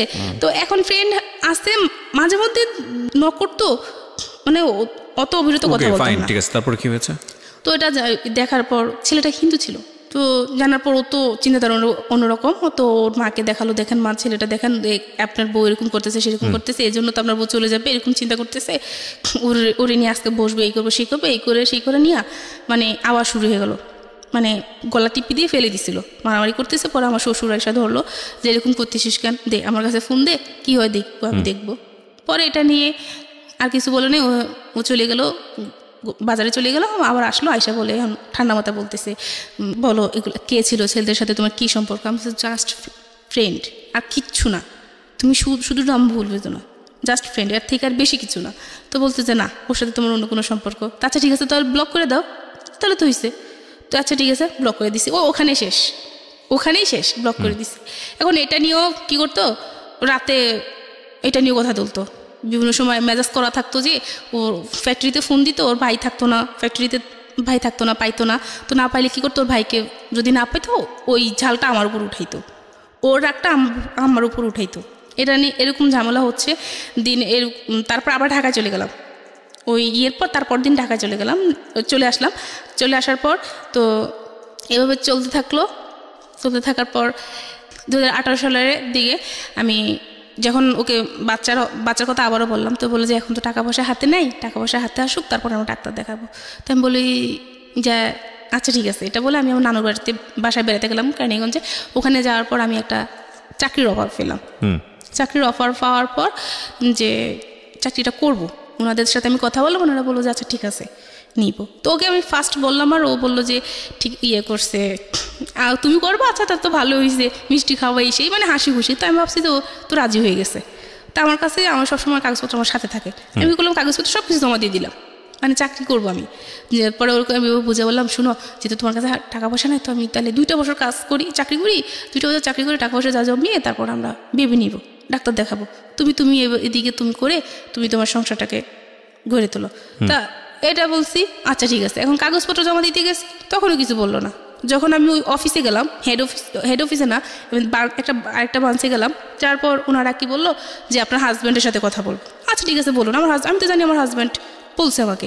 তো আমার হাজব্যান্ডের সাথে কথা বলতে দিয়েছে। ও বললো যে আমি জানি না, ওর ফ্যামিলি জানে। ওর ফ্যামিলি যদি ওকে চাকরি করতে দেয় তাহলে আমার সেটা জানার বিষয় না। এটা বলার পর উনি বলতেছে আপনার হাজব্যান্ডের সাথে আপনার দূরত্ব আছে? আচ্ছা না, দূরত্ব নেই। তাহলে সে এটা বললো কেন? আচ্ছা ঠিক আছে, সমস্যা নেই, আপনি চলে যান। চলে গিয়ে ওনাকে বুঝান, সমস্যা নেই, আমরা আপনাকে ফোন দিব। তো এটা বলে আমি বাসায় গেলাম। বাসায় গিয়ে ওর সাথে মানে আমি খুব রাফ বিহেভ করলাম। আমি নিজে যে তুই এটা বললি কেন? আমি তো ভালোই চাচ্ছি যে তোর যে টাকা পয়সা নাই, তুই যে বাচ্চা কাচ্চা নিতে পারবি না, তাহলে আমি টাকা জোগাড় করে আমি ডাক্তার দেখাবো, তুই এটা বললি কেন? এটা নিয়ে ওর সাথে আমার মানে খুব ঝগড়া হওয়ার পর কি করলাম যে যা আমি থাকবো না, আর আমাকে রাখতে পারবি না, এতদিন এত কিছু হয়েছে, আর রাখতে পারবি না, এটা করে আমি চলেই আসবো, যা তোকে এখান থেকে আমি ডিভোর্স দিয়ে যাব। তো ও দুজনে মিলেই ঝগড়া করতেছি। তো করার পর কি বলছে আচ্ছা ঠিক আছে, আয় তুই আমাকে ডিভোর্স দিবি, তো আয় আমার সাথে আয়। তো আমি কী করছি, সত্যি ওর সাথে বেরিয়ে গেলাম। বাইরে যাওয়ার পর কী করলো, ওর একটা ফ্রেন্ডের বাসা আমার নিয়ে গেলো। তা আমি আবার মেজু ভাইকে বললাম যে এরকম ওর ফ্রেন্ডের বাসা আমাকে নিয়ে যাচ্ছে, আমরা আজকে মানে আলাদা হয়ে যাব। তো এটা বলার পর আমার ভাই তো মানে ভয় পেয়ে গেল যে ওর ফ্রেন্ডের বাসা কেন নিবে। এটা মানে ভয় পাওয়ার পর ভাই কী করলো, আমাদের আত্মীয় স্বজন যাচ্ছে সবাইকে জানালো যে এরকম আমি একটা জায়গায় যাচ্ছি, যদি কোনো সমস্যা হয় তাহলে আমি ফোন দিব। এটা বলে ওর ফ্রেন্ডের বাসায় গেলাম, দেখলাম যে না, স্বাভাবিক কোনো ফ্যামিলি বাসা যাওয়ার পর ওরা আমাকে বোঝালো যে এভাবে এরকম করেন না। নিয়ে আসলো যে ভাই দেখেন ও এরকম পাগলামি করতেছে, তো বুঝালো। তখন ভাইয়ের কাছে বললাম যে ভাইয়া ও আমার সাথে এরকম আচরণ করতেছে, এরকম মানে ঝগড়াঝাটি করতেছে, সন্দেহ করতেছে, এভাবে কীভাবে সম্ভব, আমি এভাবে পারবো না। এটা বলার পর এখন আমি বাড়ি চলে যাবো, আমি থাকবো না, কোনোভাবে থাকবো না, নাহলে আমি সুইসাইড করে ফেলবো। তো ভাইয়া বললো যে আচ্ছা ভাবি করেন না, ফাহিম ভাই ও যদি যেতে চায় তাহলে ওকে বাড়িতে পাঠান, কয়েকদিন থেকে আসুক, তারপরে ঠিক হয়ে যাবে। তা সত্যি আমি বাড়িতে আসলাম। বাড়িতে এসে কয়েকদিন থেকে আবার এখন কেন জানি ওর জন্য আমার খারাপ লাগতেছে, না আমি থাকবো না, চলে যাই। ঢাকায় চলে আসলাম। ঢাকায় চলে আসার পর যাক ভালোই চলতেছে। নানুর বাসায় যেতাম বা মামার বাসায় যেতাম, আগে এগুলো নিয়ে কোনো সমস্যা করতো না। প্রথম এগুলো নিয়ে কোনো সমস্যা করতো না, পরবর্তীতে এগুলো নিয়ে সমস্যা করতেছে। যা ও ছাড়া আমি আমার ফ্যামিলির মানুষের সাথে অনেক জায়গায় ঘুরতে যেতাম, যেতে দিত। এগুলো নিয়ে কোনো সমস্যা করতো না, এগুলো নিয়ে ভালো করতো। তো ঘুরতেছি ফিরতেছি ভালোই। এখন রমজানে কি করলাম, ও একদিন বসে আমাকে বলতেছে যে তুমি কোন দিন জানি মানে টার্গেটে পড়ে গেছো। কি টার্গেটে বলছো, তুমি কেমন মেরে ফেলবো নাকি, কিসের টার্গেট বলতেছো তুমি? এগুলা বলছো টার্গেটে পড়ে গেছো, তুমি হাসতেছে আর বলতেছে টার্গেটে পড়ে গেছো। তো আমি এটাতে খুব ভয় পাইছি যে কিসের টার্গেটে পড়ে যাচ্ছি আমি। তো বললো যে না কিছু না, এ বলে ও মানে তখনই চুপচাপ হয়ে গেল। তখন আমার খুব ভয় লাগলো যে সে খারাপ কিছু একটা করতে চাচ্ছে, যে আমি টার্গেটে পড়ে যাচ্ছি। তখন আমি আমার ফ্যামিলিকে বললাম যে ওরকম করতেছে। এখন সবাইকে মোটামুটি বলা হয়ে গেল, এখন সবাই চাইতেছে যে চলে আয়। এখন সবাইকে বিশ্বাসও বলতে পারলাম যে এখন আমাকে কেউ দোষ দিতে পারবে না, কেউ বলতে পারবো না যে আরেকটা সুযোগ দে, কেউ বলতে পারবো না ধৈর্য ধর, তো আমি দোষলাম। সবাইকে দেখানোর পর আমি কি করলাম, ঈদে বাড়িতে গেলাম। বাড়িতে গিয়ে আবার চলে আসলাম, চলে আসার পর এখন বাবা অসুস্থ, আরও বেশি গুরুতর অসুস্থ হচ্ছে। তো গেলাম, বাড়িতে আসলাম, যাওয়ার পর বাবাকে দেখে এসে আবার চলে আসলাম। আবার 9 দিন পর আবার ফোন গেল যে বাবা খুবই অসুস্থ। তো তার আগের দিন আমি ওকে তার সাথে আমার যে সমস্যাটা হয়েছিল তো ওই দিন আমি হাসতেছে, দুজনে হাসাহাসি করতেছি, বলতেছে যে তোমার হাতের রান্না আসলে অন্যরকম, মানে খায় খুব তৃপ্তি পাওয়া যায়। আমি কিছু সব বাদ দাও, এবার দুষ্টাইম পাজলাম যা হয়েছে করো, এটা কাজ করো শোনা, এবার বাচ্চা নেওয়ার জন্য ডাক্তার দেখাই, এটা ভালো হবে। ওইটা বলছি, আবার রাগারাগি শুরু হয়ে গেলো, তোর বাচ্চা নেওয়ার জন্য এত পাগলখানে ইচ্ছে, এরকম করে পরের দিন যা আর থাকবো না, এইবার শেষ। তখন কি করলাম, সব কিছু ইয়ে করে পরের দিন ফোন আসলো যে বাবা খুবই অসুস্থ, আমাকে দেখতে চাচ্ছে। তো চলে গেলাম বাড়িতে। চলে যাওয়ার পর 5 দিন পর বাবা মারা গেল। 5 দিন পর বাবা মারা গেল, আমাকে মা ডাকার যে আমাকে মা রাখতো সে মারা গেল। তো বাবা মারা যাওয়ার মানে শুধু এটা বলো যে মা তুই খুব ভালো থাকবি, তুই খুব ভালো থাকবি, আর এই লোকটার কাছে না যাওয়াটা ভালো হবে, যে এত কষ্ট দেয় আমার মাটারে। তো বাবা মারা যাওয়ার পর ওকে জানানো হলো, ওরা গেল, যাওয়ার পর যা কিছু করার করে চলে আসলো। তারপর ঈদ হলো, কোরবানি ঈদ হওয়ার পর এখন ঈদের সময় ওদের বাড়িতে যাওয়ার জন্য আমাকে বলতেছে, আমি যাইনি। না যাওয়ার কারণে অনেক চেষ্টা তারা করলো আমাকে যাওয়ার জন্য, আমি যাইনি।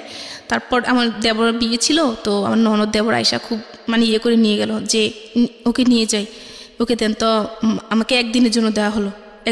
একদিন গিয়ে থেকে তারা বললো যে আমরা বসবো এটা নিয়ে। ওরা এইভাবে আর কয়েকদিন চলবে, ওরা দুজনের বয়স হচ্ছে, বাচ্চা কাচ্চা কিছু হচ্ছে না, এটা 2 দিন পর ঝগড়া, তার থেকে ভালো ওদের এরকম হওয়া দরকার কি। এটা বলে আমি একদিন থেকে তারপর চলে আসলাম। ওই দিন বসলো, সবাইকে নিয়ে বসা হলো। এখন বসা হওয়ার পর বললো যে তোদের সমস্যা কি, মূল সমস্যাটা কি। তো আমাকে প্রথম জিজ্ঞাসা করলো যে কী সমস্যা। পর আমি বললাম যে আমাকে ও সন্দেহ করে কতদিন যাবৎ, বিয়ের 1 সপ্তাহ পর থেকে। তো এতদিন তুই বলিস নি কেন, এতদিন বলিনি, দেখি না ঠিক হয় কিনা।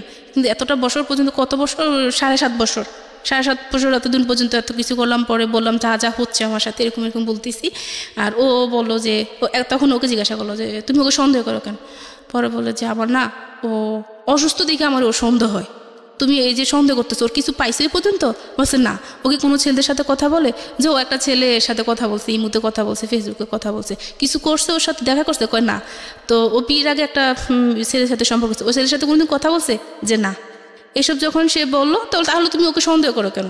ও অসুস্থ থাকে এই জন্য আমার সন্দেহ হয়। আমি কেন সন্দেহ হয় জানি না, অসুস্থ থাকে সন্দেহ হয়। এটা বলার পর সবাই বললো যে আচ্ছা ঠিক আছে, তাহলে ওকে 2 মাস সময় দেওয়া হোক। আমি তো যাবো নাই। তখন আমি আমার একটা আঙ্কেলকে বললাম যে ও আমাকে এইসব অফার করে, আমি কিভাবে ওর সাথে যাব।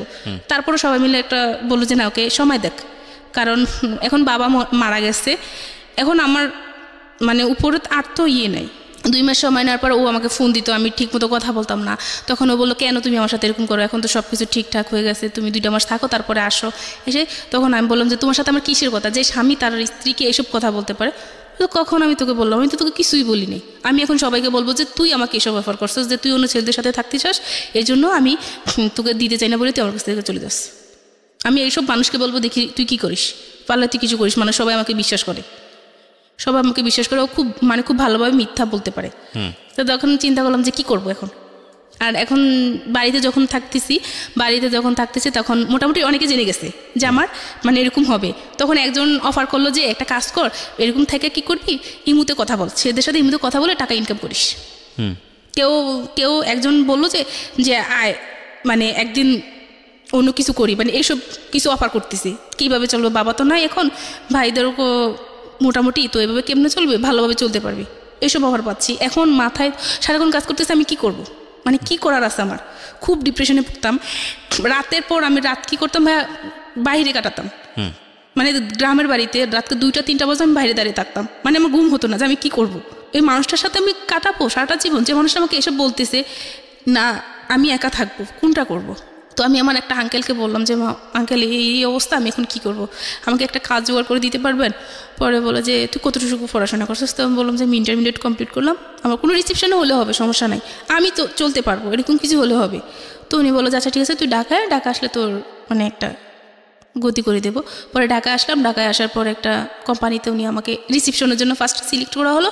তো সিলেক্ট করার পর আর ওনারা আমাকে রিসেপশনে না রেখে অন্য কাজে দিয়ে দিল অ্যাকাউন্টসে, যে তুমি এটা করো, দেখি তুমি পারবে না। আমি তখন কিছুই জানতেছি না, কম্পিউটার সম্পর্কে কিছুই জানি না, বা আমি যেহেতু পড়াশোনা থেকে এতটা বছর দূরে, আমি ইংলিশ সম্পর্কে সব কিছু আমার মাথা থেকে চলে গেছে, আমি কোনো কিছু পারতেছি না। তো আমার কলিগ যারা, তারা আমাকে খুব হেল্প করছে, বস সবাই খুব হেল্প করতেছে আমাকে, হেল্প করে আমি মানে এখন অনেকটা ভালো পর্যায়ে চলে গেছি।